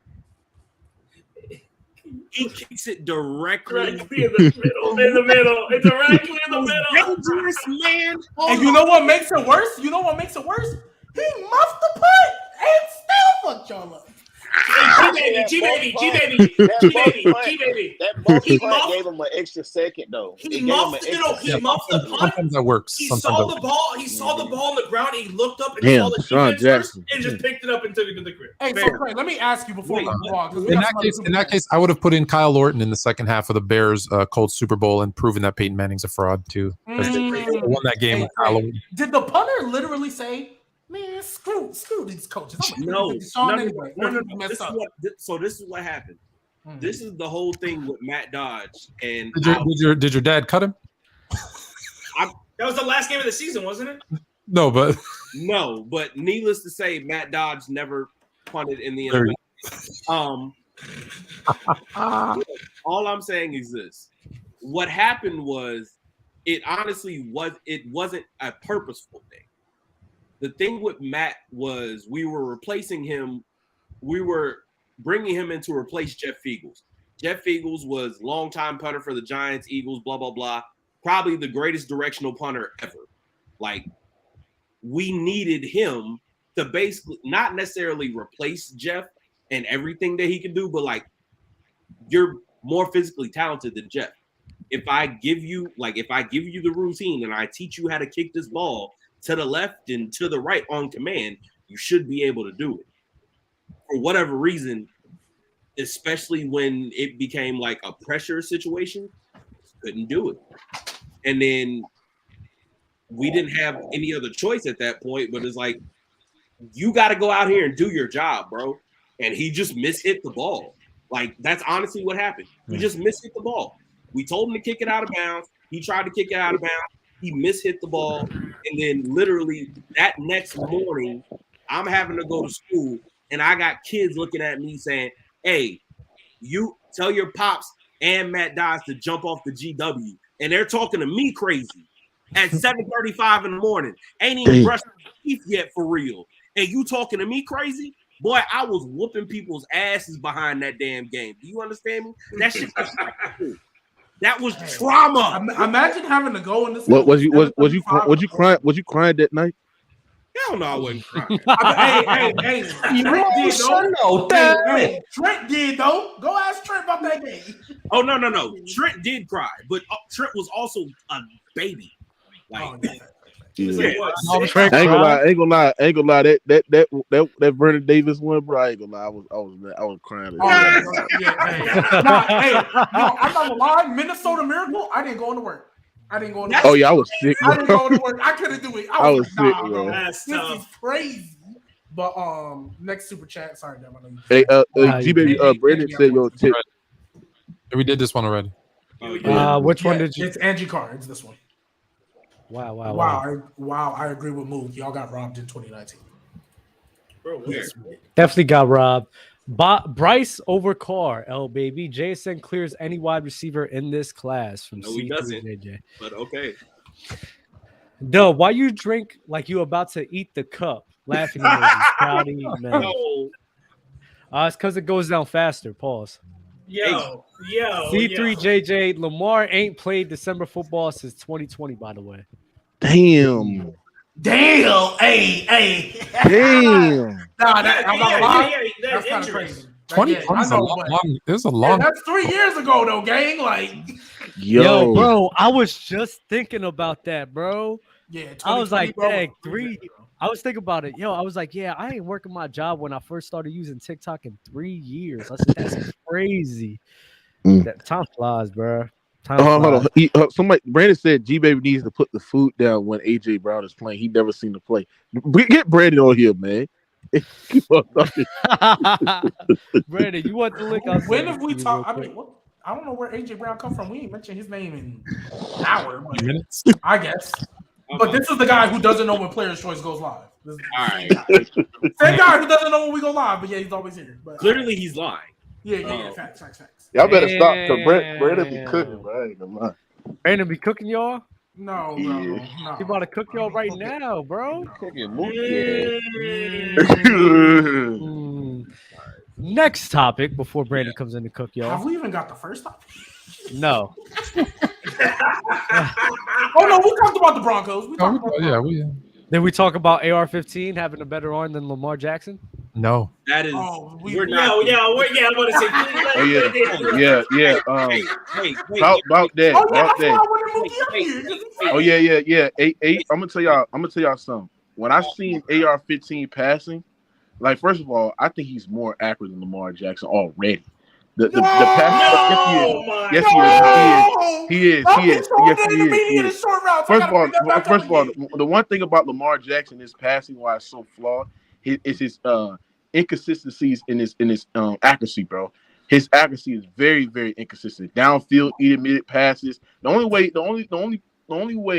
that it's more accurate is when he's making those dump off in flat routes, short dig routes. That's the only way that stuff is like, yeah, it could somehow work.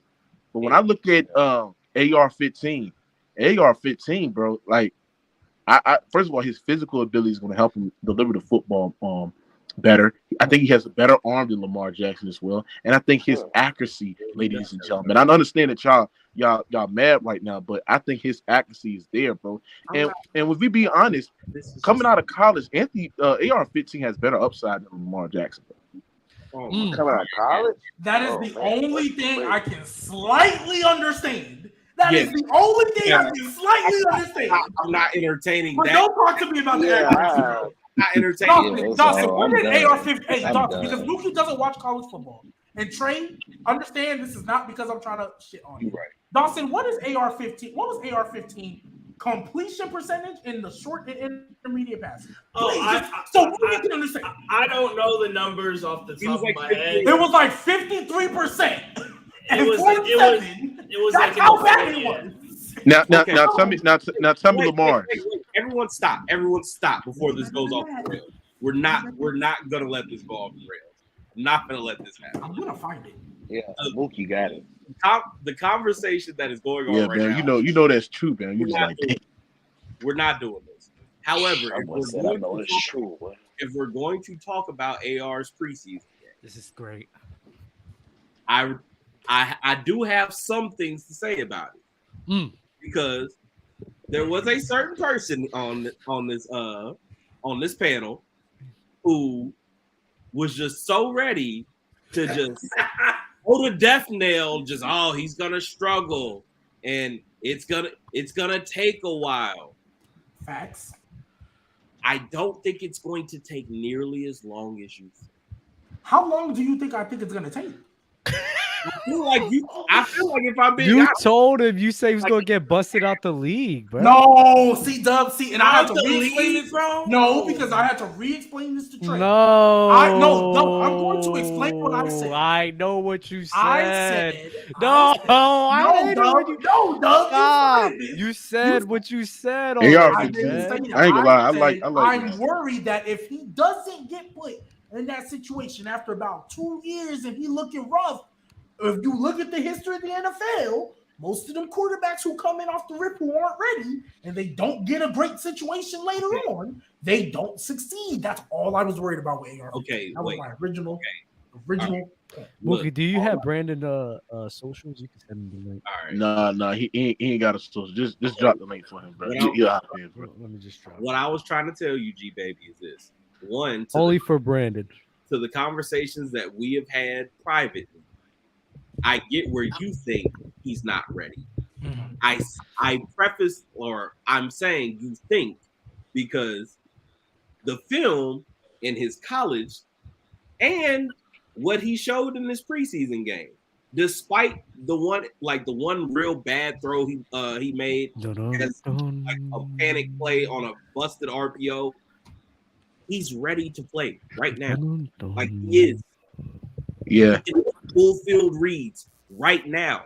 He can work the short and intermediate right now. I agree. But Trey, the only thing I would say, Trey, that I need some improvement on. A better athlete than most of the people that are on the field with him. That's true. As an athlete, absolutely. Hey Trey, but one thing I would say too about Anthony, because you know what I'm saying, just going back and watching film with him just a couple of days ago, bro.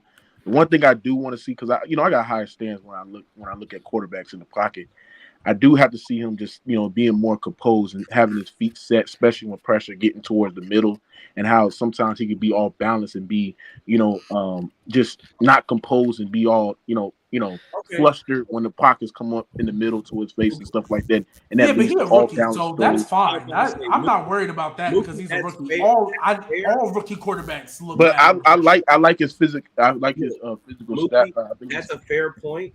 My rebuttal to you is, since you don't watch college football, I'm going to give context as to why sometimes he does kind of look rushed. He had 1 year as a starter in the SEC because he was splitting time with Emory Jones, who is now, I believe, at his fourth school. Okay.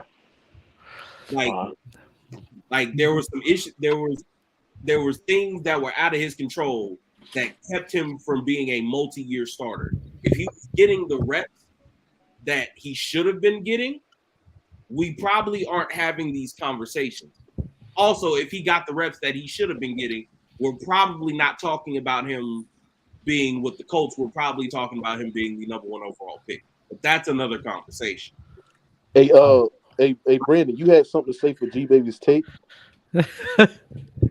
Yeah, I wanted to call out this bullshit take that A.J. Brown's not a top-tier receiver. You know, I think if you look at the most underrated receivers in the NFL every year, the receiver is a derivative position. I mean, if you don't have a top quarterback or you're not on an offense that throws a lot, you're not going to put up big numbers. And so you look at what A.J. Brown did with the Titans. He was already a top 10 receiver with Tennessee, but Vrabel's an old-school coach. He likes to run the ball, and you have Tannehill, who's a serviceable quarterback. They weren't going to throw a lot because they had a good defense, a top running game with their O-line and Henry. So the Titans never put up big passing numbers. Brown never had the opportunity to put up big receiving numbers because the Titans just didn't throw a lot. That wasn't their MO. In Philly last year, the Eagles were not a team that passed that much because they were dominating everybody they played. They ran a lot in the second half. A.J. Brown still put up over 1,500 yards. His season last year was better than any year that Stephon Diggs ever had. He's the third best receiver in the league without question after Justin Jefferson and Tyreek Hill. The only receiver who would be comparable to Brown would be Devontae Adams, who's over 30 now. When you look at A.J. Brown, he works the whole field, short, intermediate, and deep. He's the best receiver. Wait. But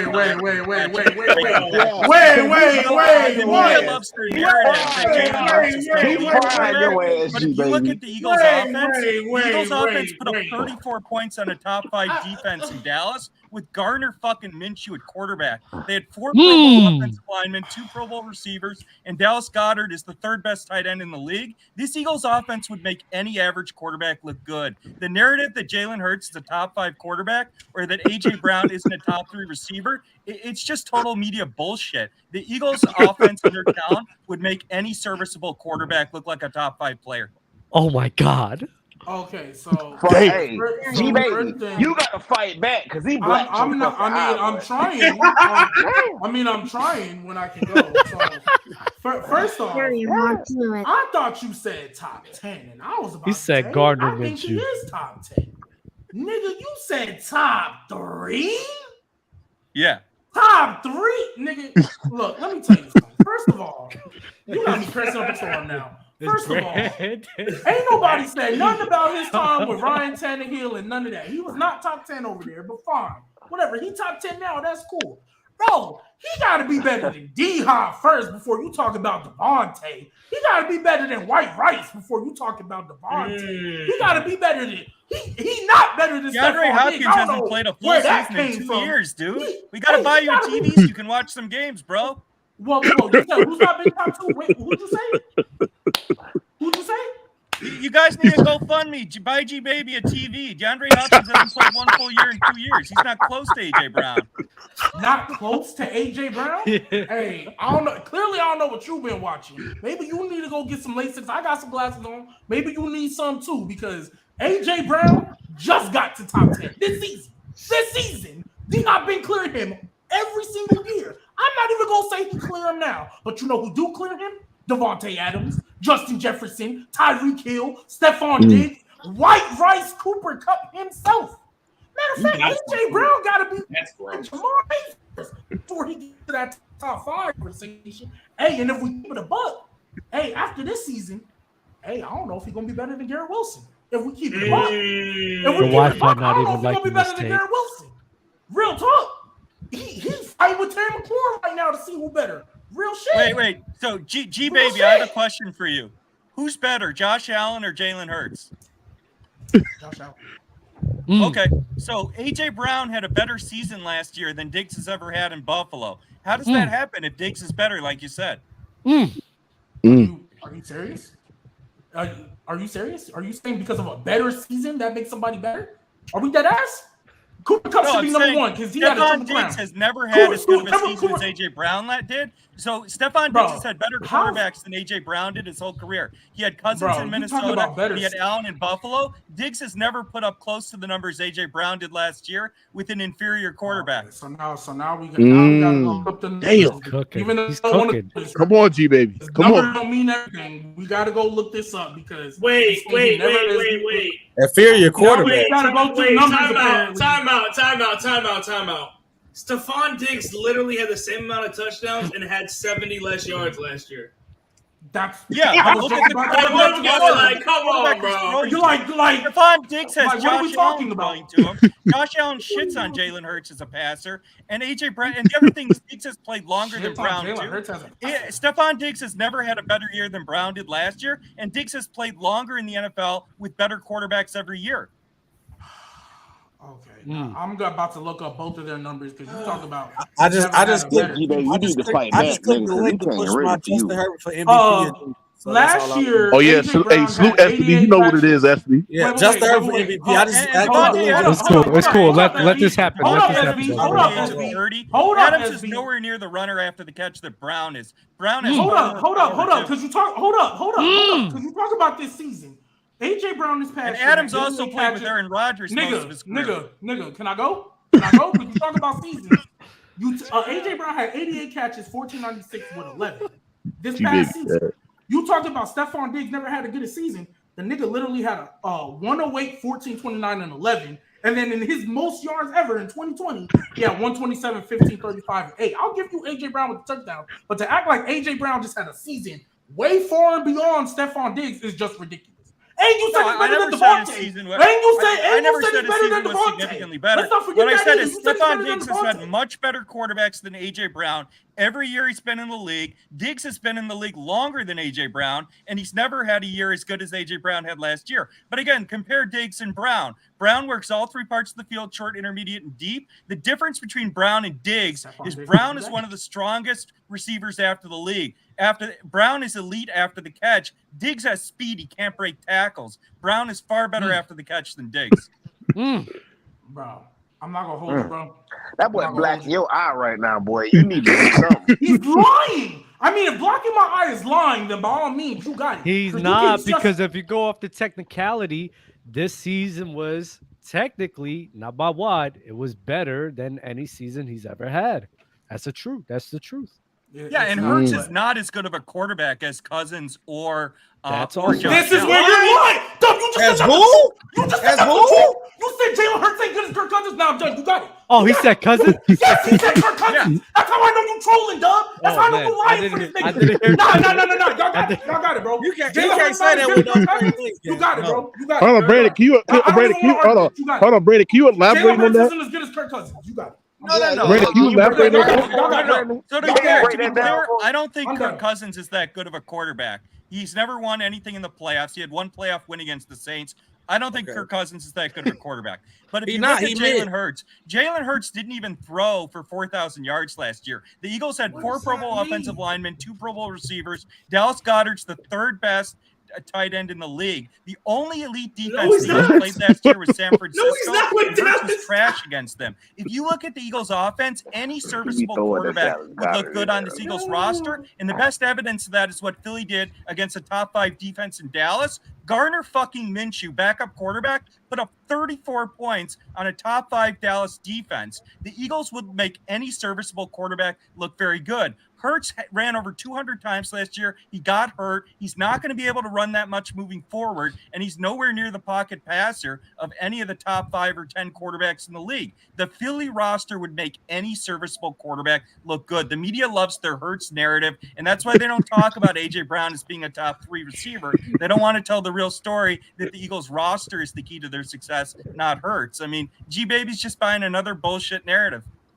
I disagree with that from the. How is over Jalen Hurts? I disagree with that from the fact of when Hurts. Not buying the narrative.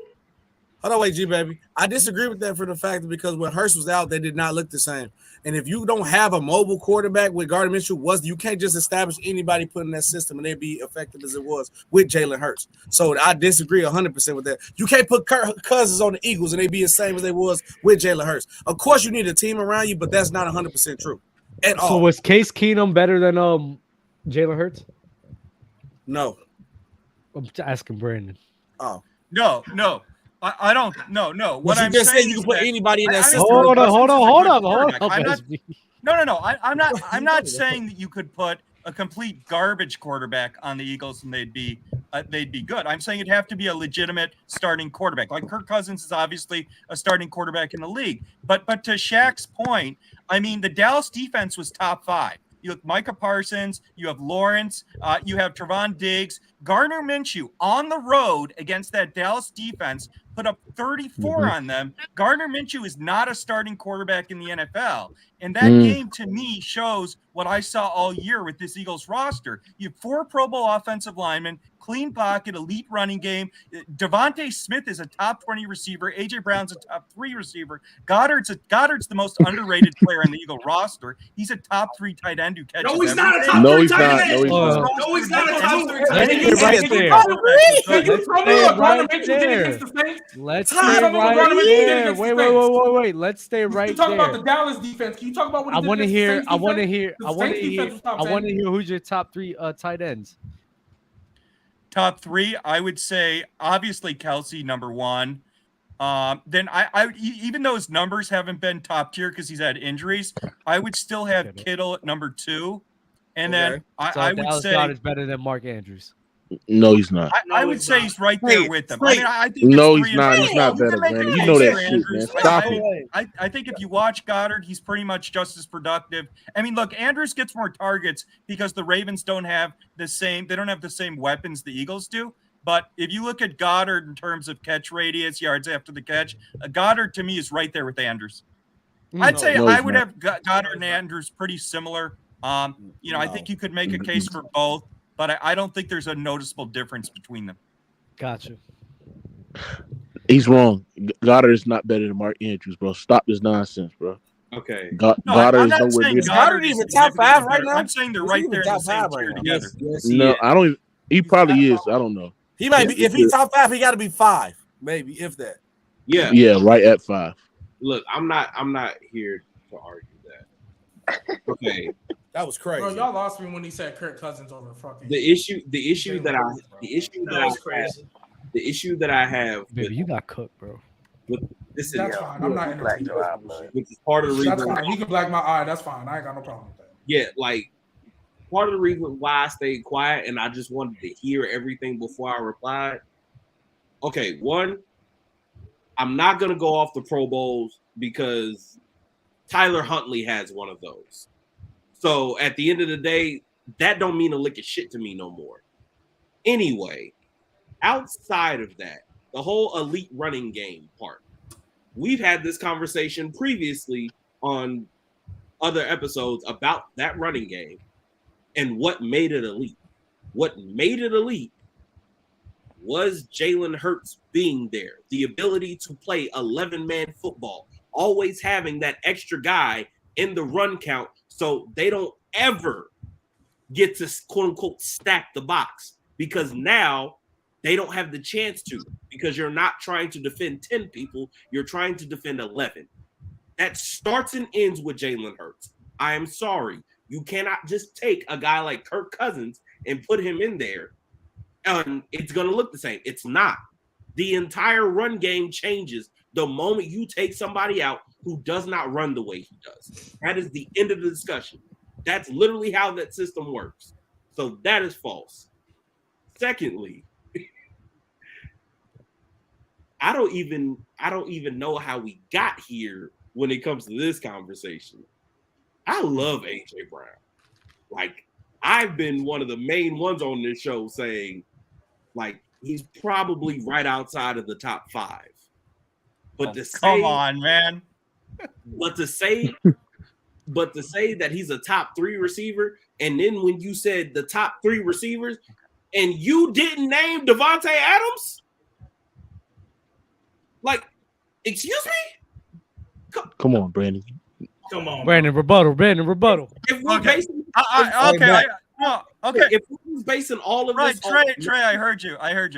Trey, hold on, wait, Brandon. I want to hear for that. Who are your top 3 receivers again? Hold on. SB. Please let this happen, please. No, but what are the 3? Trey. We didn't hear the 3. It was. I It heard was. what you said. I'll but say I'm gonna it. cook It you was now. Justin Jefferson, Tyreek Hill, and then AJ Brown. AJ Brown.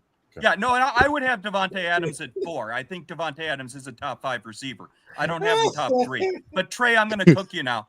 Trey, what was the Minnesota offensive ranking with Kirk Cousins last year? What was their offensive ranking in the whole league? sit here and watch. You don't know. No, you don't know. So I'm going to help you here. You're right. Minnesota had the 7th ranked offense in the entire league last year with Kirk Cousins. Now, do the Eagles have a better offensive line than Minnesota? They do. Do the Eagles have better receivers than Minnesota? They do. Do the Eagles have a better running game than Minnesota? They do. So if the Minnesota offense was top 7 with a below average O-line, and Minnesota's receivers other than Jefferson were garbage, Thielen's totally washed up. You look at what they have at tight end before the Hawkinson trade, it was garbage. If Minnesota's a top 7 offense with Kirk Cousins and that talent around him, the Philly offense would have absolutely been just as good with Cousins as it was with Hurts. Now, would it be a different offense? Sure. The Eagles wouldn't have the same running game with Cousins they would with Hurts, but they would have had a much better passing game, and it would have been just as good, if not a better offense. And the best evidence of that is going back to what I talked about with the Dallas game. Gardner Minshew can't run worth a dick. The Eagles still put up 34 points on a top 5 Dallas defense. You love bringing up them Cowboys. You never want to talk about what happened against the Saints. You never want to talk about what happened against the Saints. Finish cooking. Against the Saints, he looked like a backup quarterback again. Oh my God. Yeah, the Saints are a worse defense than the Cowboys. The Saints are the worst. Or the Saints not a worse defense than the Cowboys. Or the Saints not a worse defense than the Cowboys. Or the Saints not a worse defense than the Cowboys. Was Lamar even playing that game? I don't remember. That's a genuine question. But that defense has been hurt all year. Couldn't stop the run. He couldn't stop the run. Shut down Gardner Minshew. Shut down. You keep talking about the Cowboys game. You never want to talk about what happened against the Saints. Because the Saints shut that nigga let's down. talk about the And Saints. they have a worse defense. Okay. So how did he perform against a better defense, but play worse, significantly worse, against a worse defense? How does that make sense? Oh, maybe. I don't know. Okay, Any given Sunday? Maybe because that's a real thing. Maybe. Like, bro, you always bring up that Cowboys game. You never talk about what happened the week after when he got shut down. I'll explain. In a box. First of all, the situation the Eagles were in the Saints game. So after the Eagles lost to Dallas, they only needed to win one of their final 2 games of the year. So they mailed it in against the Saints. They didn't give a shit about that game because they knew they were going to win the next week against the Giants. Was you in the locker room game? The thing about the Did you hear Saints Nick Sirianni going the over Eagles had a game plan? hangover from the Oh, Dallas yeah, game. guys, let's The just phone entire it in. Eagle roster You didn't in the show up locker for room the game? New Orleans game, and that's the NFL. Sometimes teams don't show up. They don't have a good week. But the Eagles' whole roster... You can say the same shit shit for the Cowboys. It wasn't Minshew or You anyone. can say the same shit, and it was a divisional game. You can say the same shit for the Cowboys. Maybe the Cowboys. No, that's a divisional game. Both teams. Maybe, hey man, I don't know. Maybe they phoned it in. Since you in the locker room, maybe the Cowboys just phoned it in. Maybe the Cowboys just phoned it in. Hey, nobody phones it in a divisional game with their whole season on the line. That's a horrible argument. What do you? GBaby. The Eagles season wasn't on the line. They were still the 1 seed. What the fuck? Right, but the Eagles they were still the 1 seed. You said they had to win one of their last games to clinch the 1 seed. They had to do the same shit against the Cowboys. They had to win one of their last games against the Cowboys too. They still had to. If they were in the same situation against the Cowboys as they were against the Saints, they still had to win one more game. And they lost both. Right. And it looked good against a better defense one of their and final worse 2 against games, a worse. and they did. That's why they were the 1 seed. Bro, they played Eagles great against the Cowboys. I'll give you that. And the next week against the worst defense, nigga look like ass. Like the backup quarterback he actually is. Like the backup quarterback he actually is. How does that make sense? The Saints defense was also better than you're talking about because the Saints had injuries. It was better than the Cowboys. The Saints defense was better than the Cowboys. You will lie right now and say the Saints defense was better than the Cowboys. The Saints defense, when healthy, was respectable. It was much better than they ranked. Was it better than the Cowboys? They wasn't healthy though, Brandon. Was it better than the Cowboys, Brandon? The whole Eagle team was flat though for the Saints game. They had was the Saints defense better than the Cowboys, Brandon? No, it wasn't. The Cowboy game showed that Philly does not need Hurts to be a top offense. Again, that's not the answer to the question. That's not the answer to the question. Was the Cowboys defense better than the Saints, Brandon? Team in the NFL. Was the Cowboys defense better than the Saints, Brandon? The whole Eagle team was flat for the Saints game. They didn't. Was the Cowboys defense better than the Saints, Brandon? It doesn't matter. The Eagles didn't. Yes, it does. That's what you brought up. Gardner Minshew playing good against a top 5 defense, but then you don't want to acknowledge that he played bad against a worse defense, a defense that wasn't top 5. You keep ignoring that. He didn't play that, but he didn't play that bad against them though. Like just for objectively, he actually. It wasn't that bad. Who against the Saints? You're playing Captain Sable right now. No, it's not Captain Sable. No. Stop. No, he played bad. No. He didn't play. He didn't play as bad. Compared to the Cowboys game, though. In his running game to be a top. No, you're saying things like he's playing like a backup quarterback. Look at it. He's playing trash. He didn't really play that bad. The Saints had crazy amounts of time of possession that game. I think he had like 200 yards, a TD, interception. One of those interceptions came because he just trying to chuck that shit up before the first half. He didn't play that bad. I think Devontae Smith and AJ Brown both had 100 yards, so he was feeding them pretty well. Like he didn't play that bad. Like, are you talking about the game versus Saints? Yes, he didn't. The pick was at the end of the game. No, Marshawn Lattimore had that pick. At the end of the game. And that was a terrible reason. The Lattimore pick 6 when the Eagles had my bad. I'm thinking about the Saints pick. They had a pick in the second half. My bad. You're right. It came at the end of the game. That's my bad. He was terrible. I watched the game. He did not play good against the Saints, bro. I'm not arguing. No way we're sitting here saying. But to be fair, G-Baby, the Saints. To be fair, G-Baby, the Saints was an elite defense, though. I ain't gonna lie. No. The Saints were still a good defense. Do you remember the problem with the Saints going into that game that everybody was talking about, Mookie? That we couldn't stop the run. We couldn't stop because we was terrible run. We was a terrible run defense that last year. I agree with that. What happened? And what happened when we saw him? You didn't stop the. You didn't. No. I'm not. No, I'm saying Gardner Minshew looked worse. You would think if you're able to run the ball. They didn't run the ball. They literally didn't run the ball. Doug, if you think you would be able to establish the run more, you should look better. He keep talking about. They ran the ball 14 times, G-Baby. What was the average carry? They didn't run as much. What was the average carry, Doug? Let me look at this. 14, 61, and 6. That's 66 yards. So 14 divided by 66 is. Let me get my calculator out. All I'm saying is you can look that up. 4.7. Yeah, 4.7. So they just didn't run a lot. So what the fuck? They barely ran. Yeah, they got behind in the game. That's why they didn't run a lot. Yeah, like you're just making points that don't make no fucking sense. I'm sorry. Like I agree with you though, but you're making points that don't make fucking sense. My point. They couldn't score. He brought up the fact that Gardner Minshew looking good against the top 5 defense. Let me know the Eagles. The next week or whatever week it was, they played, let's be real, a worse defense, and he looked worse. So what does that mean? Because but I'm saying, you're debating with someone who lives 20 minutes from Philly who watched every Eagles game. The whole Eagles team was flat against the Saints. The way they lost to Dallas, they only had to win one of the final 2 games of the season. G-Baby, they only have to win one of the final games. I'm sorry. Wait, G-Baby. I'm sorry. Do you understand how ridiculous this sounds, though? Like, do you understand how ridiculous this sounds? Honestly, because that's like being mad. No, that's like being mad. No. That's like being mad at, let's say, Lamar Jackson, right?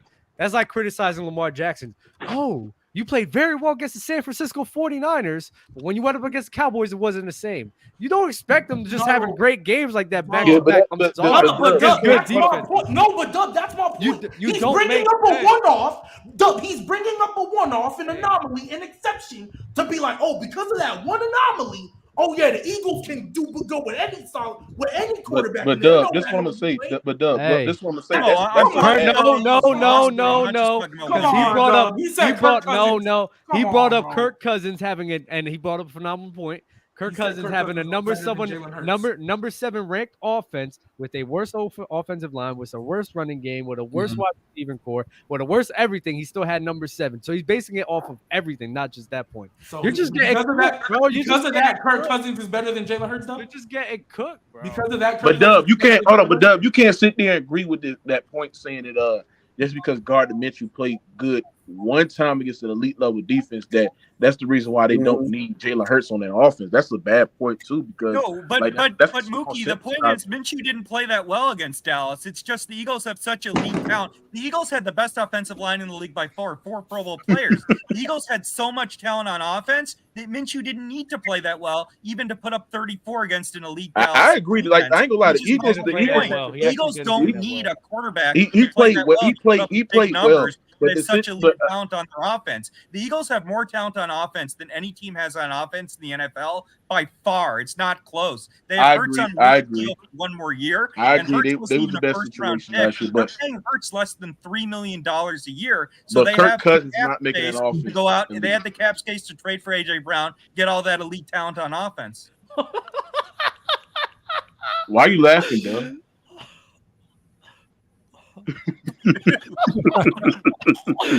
This is a lot. GBaby needs a moment. This is a whole lot.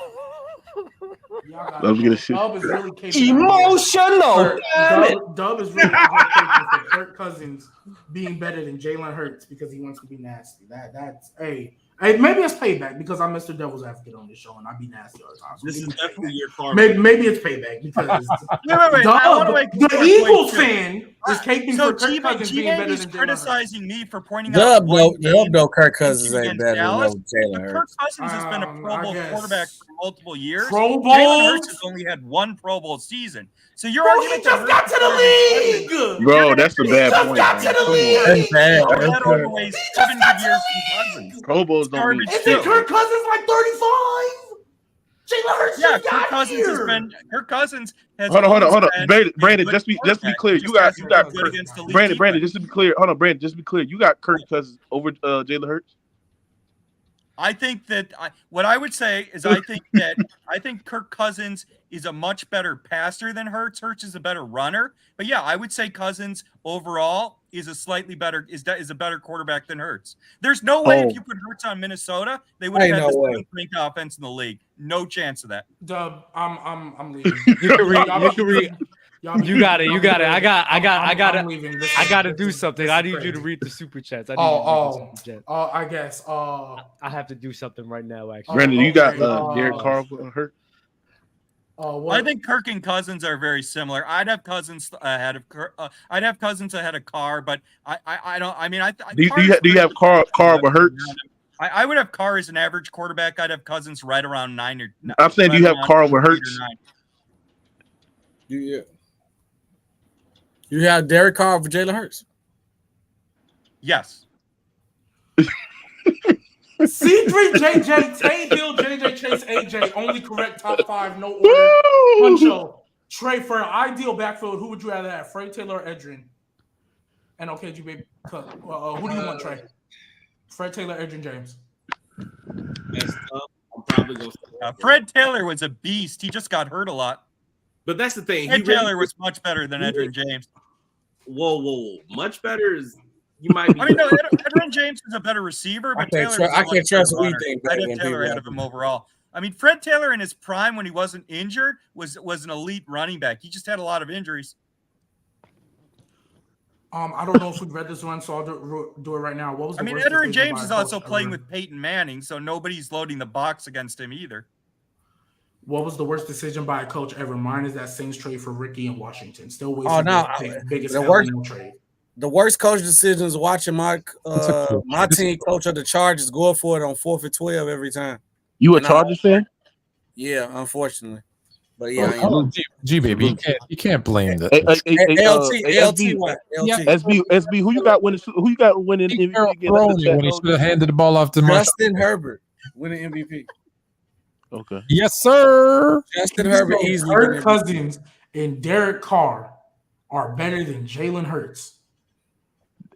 Guys, this has been a wonderful I got a episode serious of Players question. Choice. Y'all can debate it. Is Kirk Cousins? I got a question. Is Kirk Put Cousins Hurts on Minnesota? They wouldn't is have been Kirk Cousins remotely the best quarterback in his division right now? Wait, I didn't hear your question. Is Kirk Cousins the best quarterback in his division? And if so, is it easily the best quarterback in his division? Right now. Right now, I would have Kirk Cousins as the best quarterback in that division. I have him ahead of Goff. Young Twigs, thank you for the super chat. This brother is drunk. Hey, Brandon, can I ask you one more question? Derek Carr, Lamar.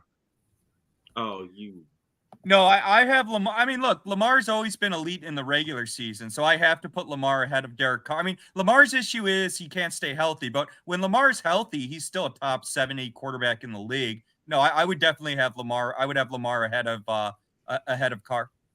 This has been a wonderful episode of Players for y'all. Y'all be easy. Like the video on the way out.